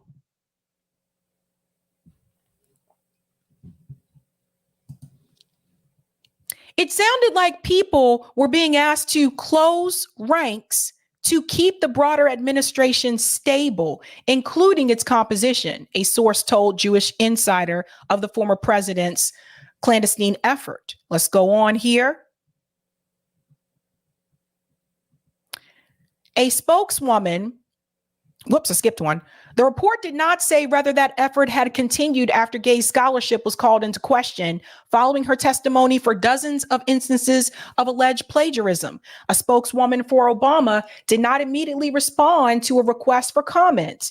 Harvard declined to comment on the matter to Jewish Insider. Gay's fate partially lies in the hands of former Obama Commerce Secretary Penny Pritzker. A member of a prominent Chicago family, her brother is Illinois Governor J.B. Pritzker, who serves as senior fellow of the Harvard Corporation, the university's highest governing body, which recently probed the president's academic publications for evidence of plagiarism. Gay previously told the Boston Globe in a statement, "I stand by the integrity of my scholarship. Throughout my career, I have worked to ensure my scholarship adheres to the highest academic standards." On Wednesday, Harvard announced that examples of duplicative language without appropriate attribution were found in Gay's 1997 doctoral dissertation, following a review by a 4-person corporation subcommittee. A separate review by a 3-person independent panel, also commissioned by the Harvard Corporation, determined no other improper citations were discovered in all of President Gay's other published works. It goes on to say here, if a university is willing to look the other way and not hold faculty accountable for engaging in academically dishonest behavior, it cheapens its mission and value of its education, wrote the panel's chairwoman, Representative Virginia Fox, Republican from North Carolina. So here's my take on that. All these universities go back and comb through every university president's dissertations starting tomorrow. Everyone go do it. Go look through everyone since we opened up this gate. Let's go back and see how many people have had instances of plagiarism in their dissertation. Doesn't matter if they change the plagiarism rule after the dissertation was written. Let's go back. Let's go back. Look at everybody. Because I can assure you, it's not just her. It goes on to say here, and that's going through the hearing. We went through the hearing before. This piece here, Pritzker, a 1981 Harvard grad, was appointed senior fellow of the corporation in 2022 after having donated $100 million to the university. You see this? This is what I was telling you about.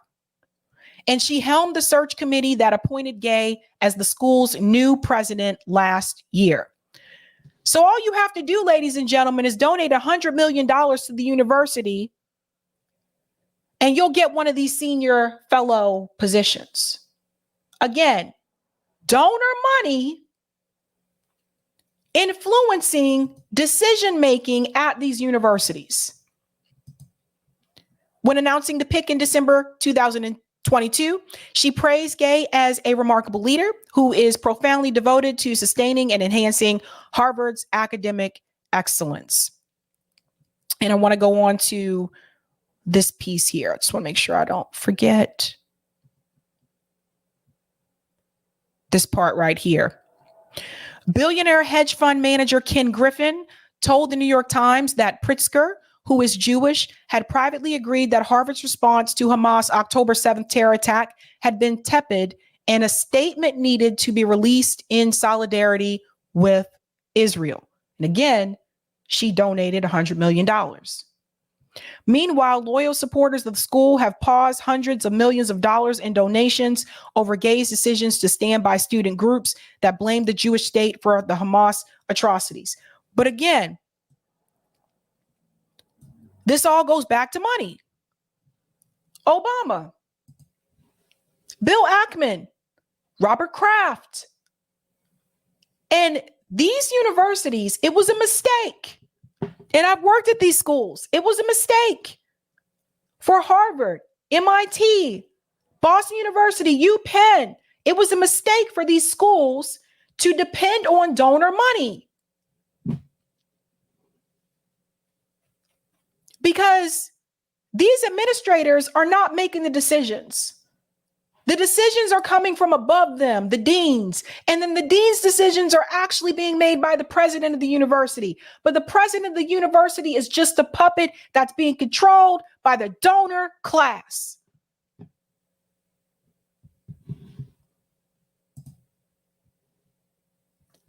The fact that we have a former president telling a university who they should keep in a position or not, that should bother every one of you.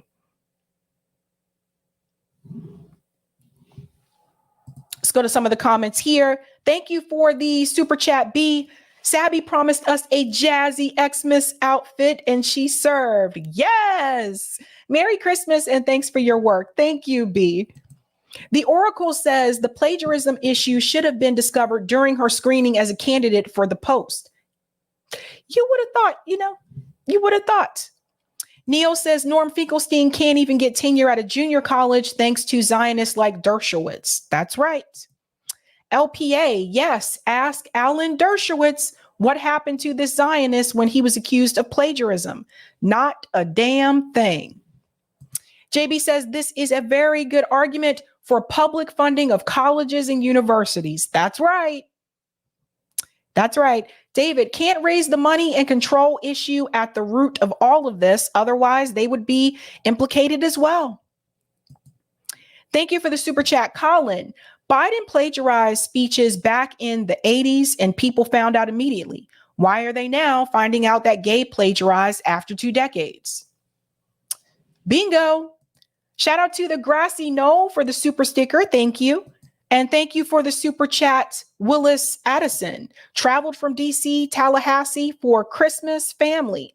Thanks, Sab. Thank you.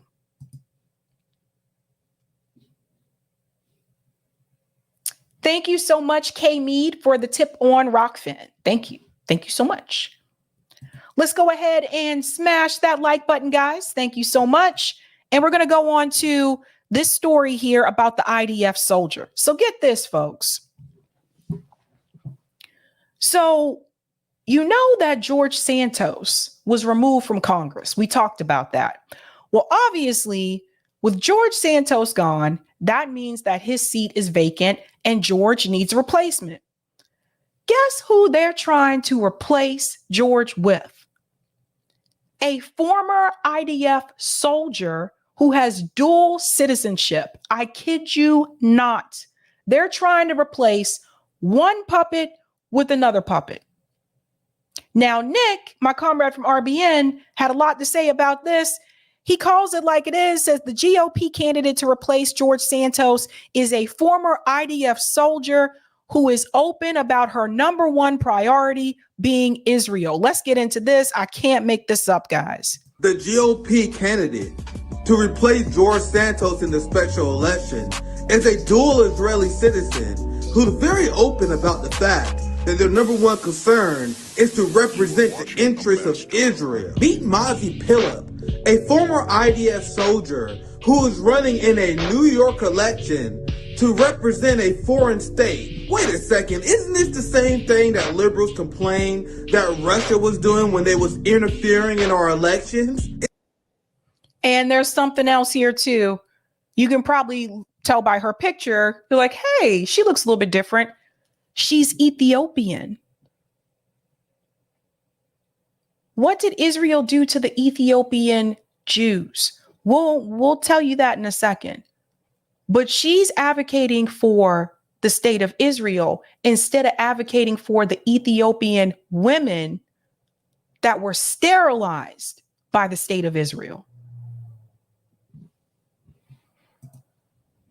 Isn't this the same thing you guys are accusing China of doing right now? Imagine the reaction of the establishment if we had a Chinese citizen running in an election with the stated goal of representing the interests of China. So as Neil Kahns was accusing Russia of interfering in our elections, you have Israel that already completely took it over. Don't worry, surely the voters of New York will have an option if they do not want a representative that have the interests of another hostile foreign power in mind. And her opponent is another unhinged Zionist as well. God damn it. There's Tansuazi, whose number one priority as well is also to represent the state of Israel. Tansuazi is another pro-Israel goon. In a recent speech, he said that he would never condition aid to Israel.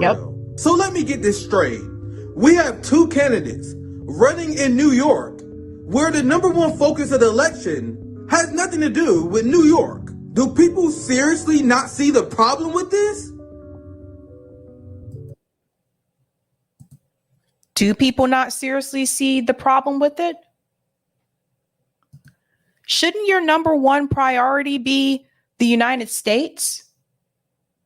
If your number one priority is a foreign country, shouldn't that be suspect?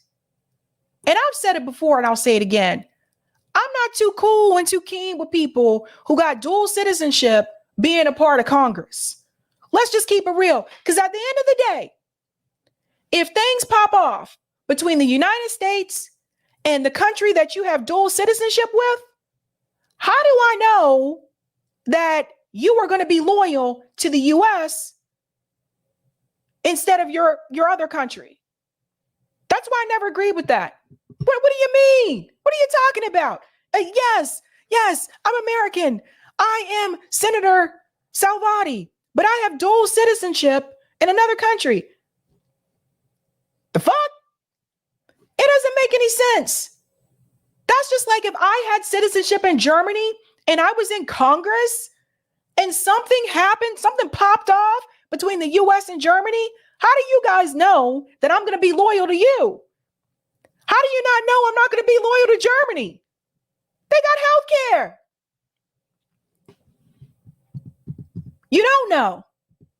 You don't know. She was interviewed. Let's bring it up. This is a hot mess.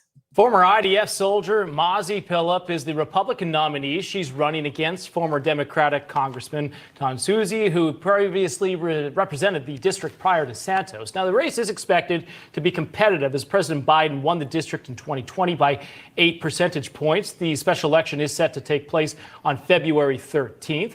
Mazi joins us now, and we're happy to have you here on National Report. Thank you so much for joining us. What made you decide to run? Hi, good morning. Thank you very much for having me. I decided to join this race because I believe in the American dream. I came to this country as an immigrant. I was able to build my life. The same with my husband. Came from Ukraine. He went to school here. He became a doctor. Child.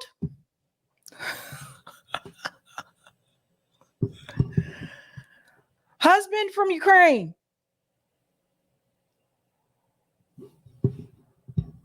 I'll let you guys figure it out, okay?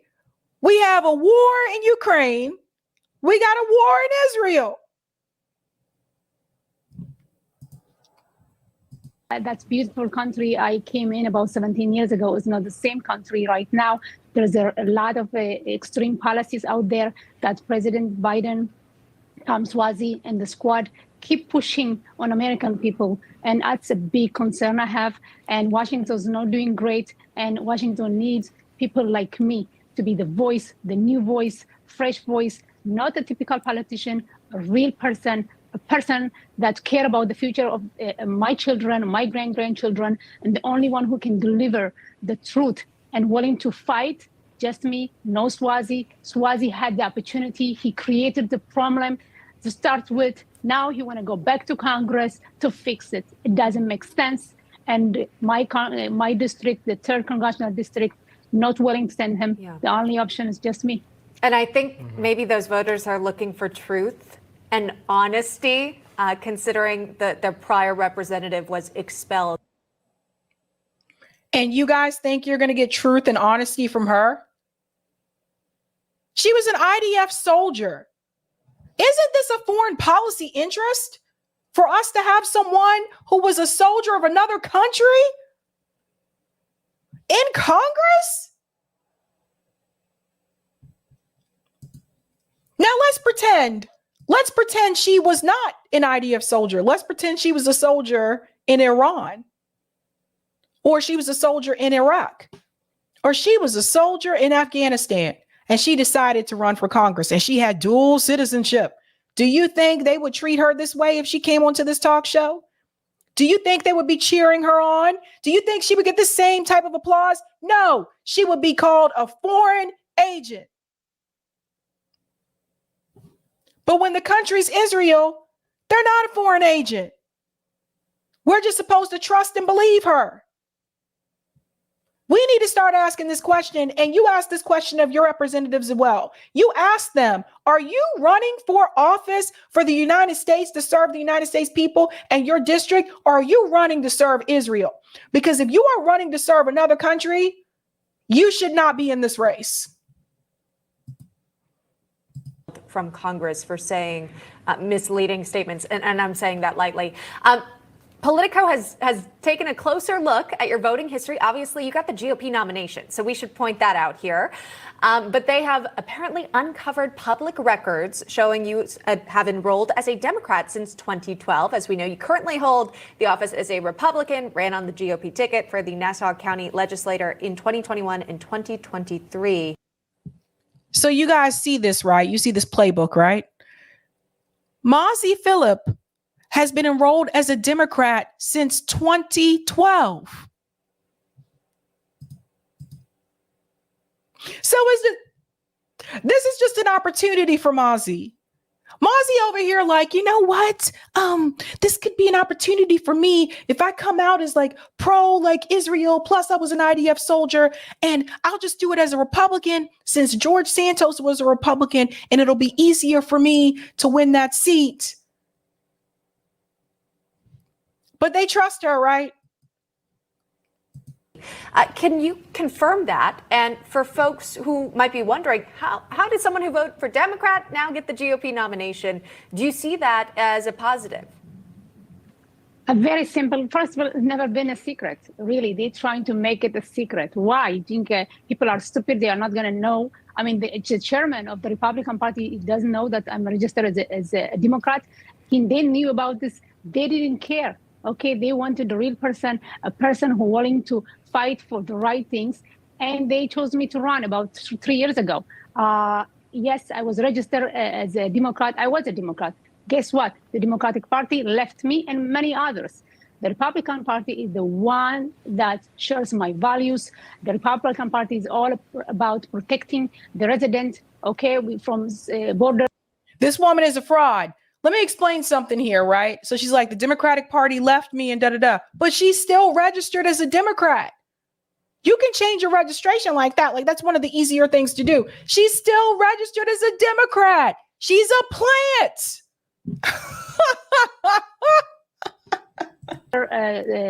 Security that President Biden and Thomas was responsible for all migrants coming in without nobody really checking them. And we're talking about national security. We don't know if the terrorists making on their ways here, the amount of drugs coming from the borders and bringing migrants, you know, those people coming for better future. They're looking for the American dream. And by bringing them and let them sleep in tent, that's unacceptable, irresponsible. I immigrated twice in my life. If the country willing to help, you have to have a plan. You cannot bring people here and just throw them in the street. This is exactly what they're doing. They are not helping them, and they're not helping the American people. But you're still registered as a Democrat. She has all these things to say about the Democratic Party and criticize them about, but she's still registered as a Democrat. Don't look at me. I'm a registered independent. Like, you couldn't break. You running as a Republican, but you feel the Democratic Party did you so wrong, Mozzie. You running as a Republican, but you couldn't change your registration to Republican? Forget about the drugs, the amount of drugs coming in, really risking my children, our children. Somebody has to say no to that, okay? And I'm the only one willing to do that. And there's a lot of things. Let's talk about defunding the police. All these extreme policies out there trying to show like they care about the people. They don't care about the people. Those politicians care about their future. How are they going to really elect the next 2 terms? The only way, this is the only reason why they're doing this. They don't care about the people. Right. Not to The Democrats, first of all, NYP, the police in New York have not been defunded. The police in New York have been given more money. She was already given talking points. I feel like, remember, she was asked to run by the Republican Party. They gave her the talking points and said, these are the ones to go with, because this is what you do. Just go with these talking points. You're talking about New York, but you guys were given more money. Eric Adams gave the NYPD more money. He cut budgets in other places. So what are you talking about? Eric Adams didn't go around telling people to defund the police. He's actually against that. And he's the Democrat. So in her case, in reference to New York, that actually does not apply. That's how I know this is a script. Let me let her finish and I'll show you something else. the minority, no to the immigrant. They just want to secure their political future. That is the truth. So this woman, I'm going to tell you she's a plant, right? So let me show you something, people. Let me show you a little something. It's really just like a Keith Sweat moment. Something just ain't right. Now, she is from Israel. She served with the IDF. She is an Ethiopian Jew. Look at this. Now, she's an Ethiopian Jew. But honey, she is going to tell you that her first priority is going to be the state of Israel. How come she won't mention this? You see, I talked about this story before.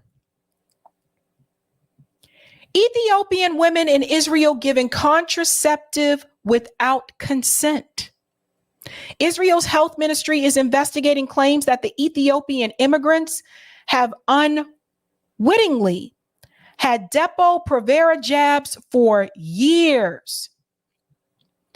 Thousands of Ethiopian women are said to be receiving shots of Depo every 3 months in Israeli clinics. The contraceptive stops menstruation and has been linked to fertility problems and osteoporosis.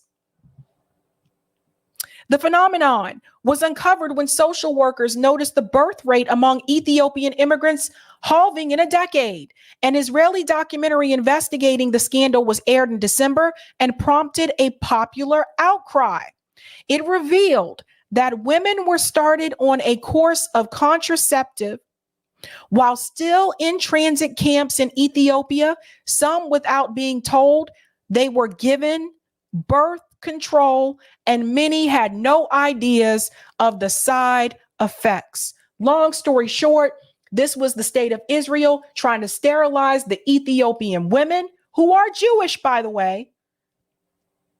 See, this is why when they say it's a religious thing, this is how you can push back on that. Who are Jewish, by the way, trying to prevent them from continuing on the generation. I mean, this article is not new. In fact, it wasn't just The Guardian that reported this, but this article was written February 28th, 2013. Now, she's Ethiopian, right? She's from Israel, right? She not going to stand up for her own people?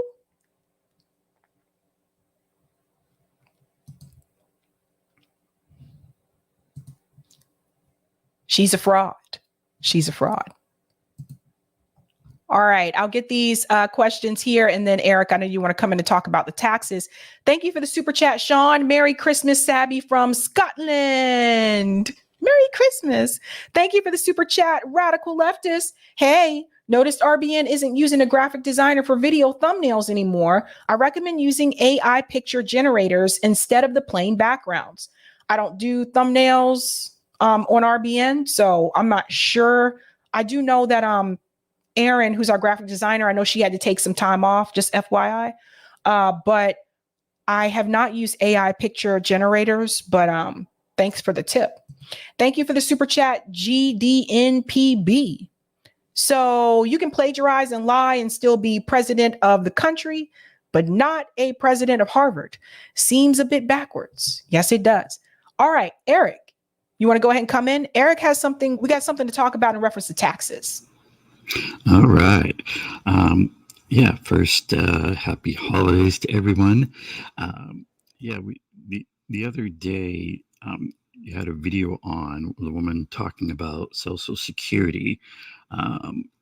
They might remember this woman. We won't play it again, but she was talking about how crazy it is the way things happen with Social Security and how they have the way Social Security is funded.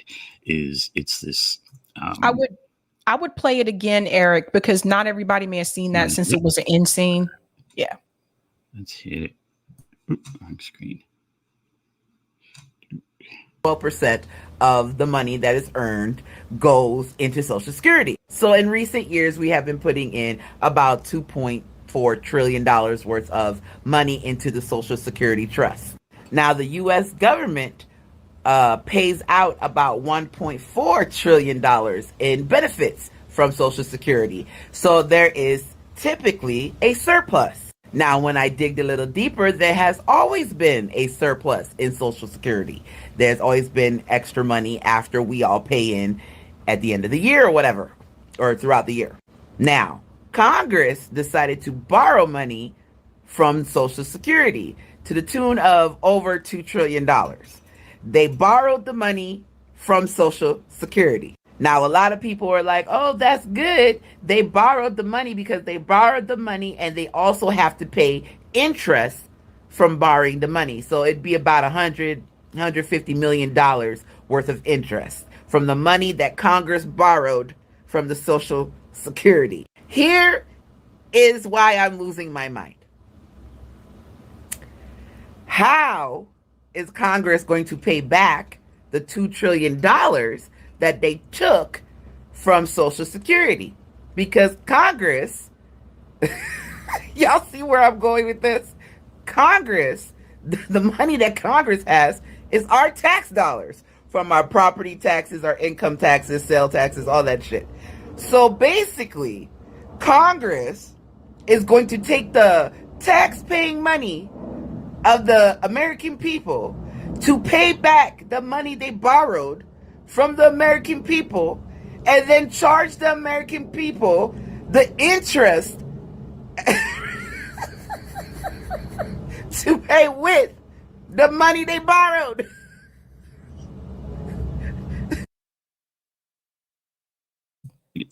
Yeah, so it's perfectly, reasonable to look at this and be like, what the heck is going on here?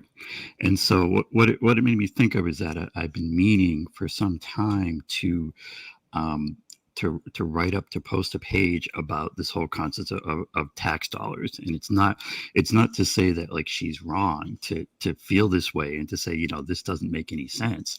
But I think it's important to understand, and this is what MMT gets into, is as far as, how appropriations are generated, how this whole system with the money works, and how crazy it is, this whole idea of borrowing from the Social Security Trust Fund. Yep.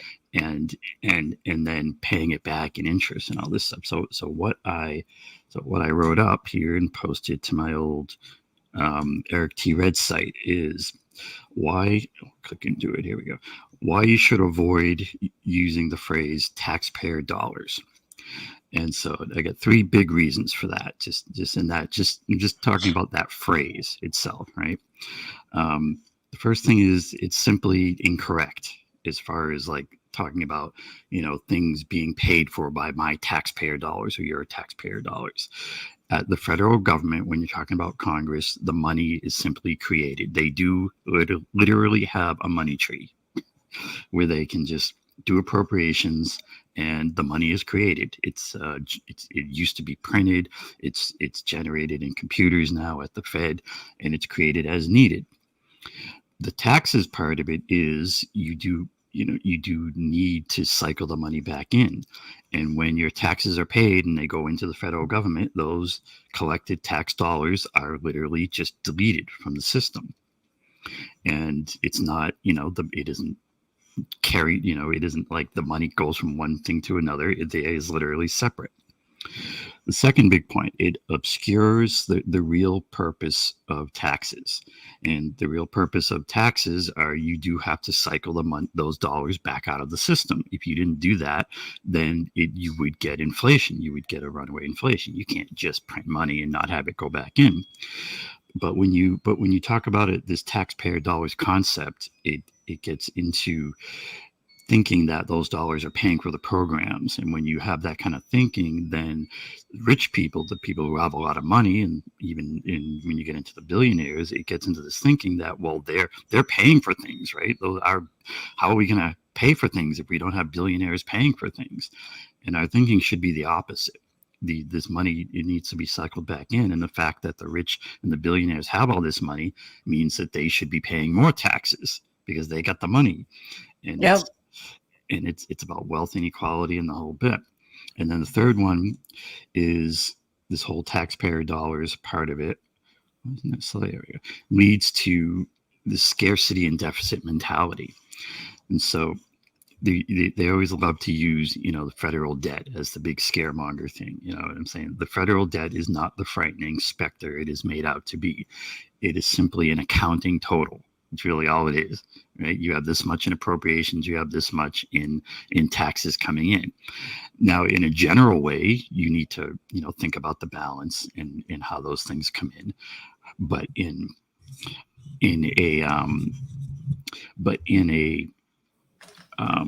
but it's not a specific thing. Like it's not you have to have this money come in. It's not like the old days when do you remember Fort Knox? Did you ever hear of Fort Knox? So Fort Knox used to be where they held the gold. Yep. And back before Nixon took us off the gold standard, the dollar was literally backed by gold, and they had this Fort Knox at least that was the what they said was it was all full of the gold that was owned by the U.S. government. And so it's not like they have to go back to Fort Knox anymore and grab the gold out of there. And so then the big thing with this whole scarcity and deficit mentality, when the wars and bailouts are funded, the deficit, they forget about it, right? It's just, we got to pay for this. When healthcare and education and welfare things and all the stuff that the 99% need, when that's proposed, then it becomes, how are you going to pay for that? And the deficit, the mentality and whatnot. And then I get into, why is this important? Isn't this just semantics? And so federal spending and taxation are incredibly powerful. The amount of money that they can put out there, you see it with what they fund and whatnot. This is critical, important stuff. This is huge power.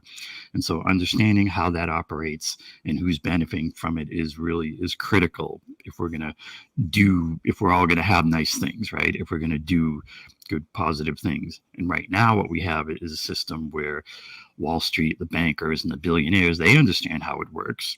They're getting at that money and whatnot. And, we in the left and the 99%, I would argue, have to do a better job of understanding these things. And when you're out there, if you're out there saying, I don't want my taxpayer dollars paying for war, well, you're not really understanding, how this all really works, because it doesn't matter if you pay taxes or not. They don't care. The government doesn't care. The bankers, they don't care. They're going to generate their money just because they can. And then, if we're not going to say taxpayer dollars, then what should we say? And I would pose that good alternatives are federal dollars. You can talk about it as our money, or you can talk about it as government spending. But the big thing is the money is a tool. It's a tool of the government, which is supposed to belong and be run for the benefit of all of us. And it's our money. Those dollars belong to all of us. And on the Social Security one, like the way that's run is, here we can clear this off. The way the Social Security program is run is with they're taking it out of the paychecks, right? We all get the FICA and these other taxes taken out, and it can be a lot, especially if you're like a working low wage worker. And when they first proposed the system under Roosevelt and whatnot, this is how they got it to go through, is that they said, it won't cost the government any money because it'll come out of people's paychecks. Right. And, especially now at this point, it should just simply be funded. It should just be part of how government fund, they can do that for war. They can do that for bailouts. Social Security should just be funded. And you shouldn't have this nonsense of, how much did you pay in? Or that's how much you can get out. Well, here we go. Money printer goes burr. I always like that one. So I just wanted to hit that, and especially the Social Security point, in that it's all of a piece, and we need to get a good understanding of how these things operate. MMT isn't about like saying we should do things. It's about understanding how things work, and and then you get into, how do we fix that? And, we have this powerful instrument and the corruption, and we need to demand better and have the solutions. All right. That's what I wanted to put out there. And it's on my Eric T. Red site, if anyone wants to reference it. So when someone says tax dollars, you can say, well, look at this thing. They say like, why shouldn't I say tax dollars? Well, there's some reasons. I put it in the chat for you guys too, so you can look at that that site as well. Yeah, all right. It makes a lot of sense. And happy holidays to everyone. We'll see you on the other side of them. Okay, guys. Yes, so tomorrow is Christmas. I thought I would play something funny for you guys. One of the things that my family members like to make fun of are the Christmas movies, because one of the things my husband said is that like these Christmas movies are all the same. It's like a B-list actress or actor comes back home from like the big city and is all of a sudden like falls in love with someone she's not really supposed to fall in love with, that kind of thing. Well, this guy made fun of this on TikTok, and I thought we could head out with this because I think this is really funny. So I do want you guys to have happy holidays tomorrow, but think about this. If you're tonight or tomorrow, you're watching some of those Hallmark Christmas movies that tend to have this same theme. Listen to this. Yeah, I'm visiting my folks for the holidays.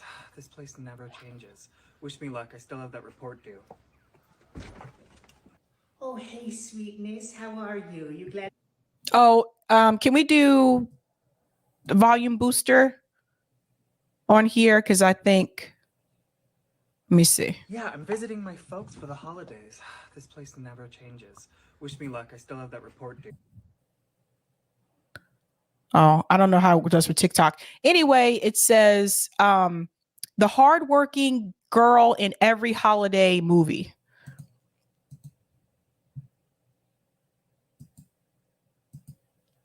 I don't know what just happened. Maybe I can start it here. Maybe I should refresh this. Sorry, guys. Yeah, you're gonna have to refresh it. The volume boost doesn't work under TikTok, so. TikTok blows then. Oh, hey, sweetness, how are you? You glad to be back in Ohio?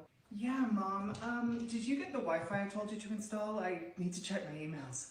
Oh, not even a hello first? You know I don't bother with being on the line. The TV and reading is good enough for me. It's online, and I need to check my emails for work. There's an internet cafe in town, but first let's have some nice hot cocoa.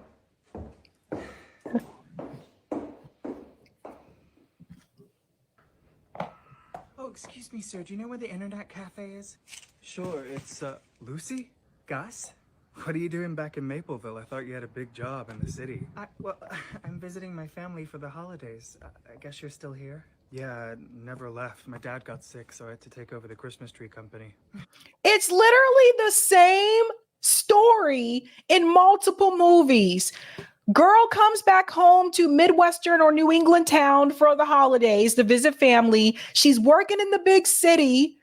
All of a sudden, nobody in the town seems to know what internet is anymore. So they have to go to a cafe to use the internet.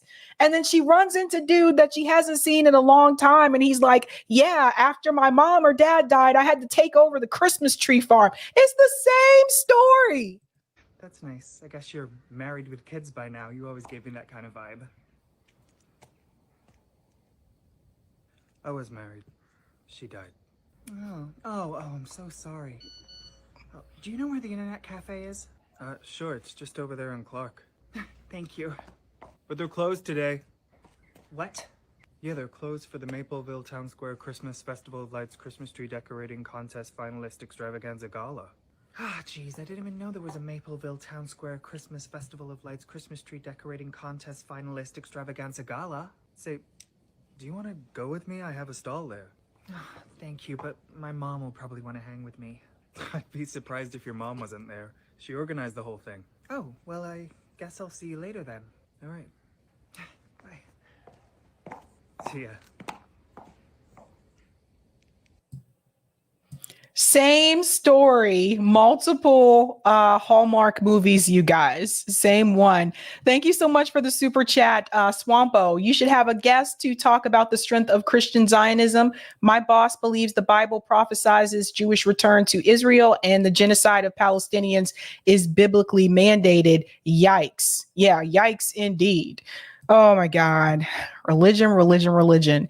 Yes, Danny, Hallmark, OWN, and Lifetime. It's the same story. Different town, different actors, but it's the same story. All right, guys, have happy holidays tomorrow. As you know, I'm not live on Mondays anyway, but there will be clips for you to watch. But other than that, have a good night. Keep up the fight.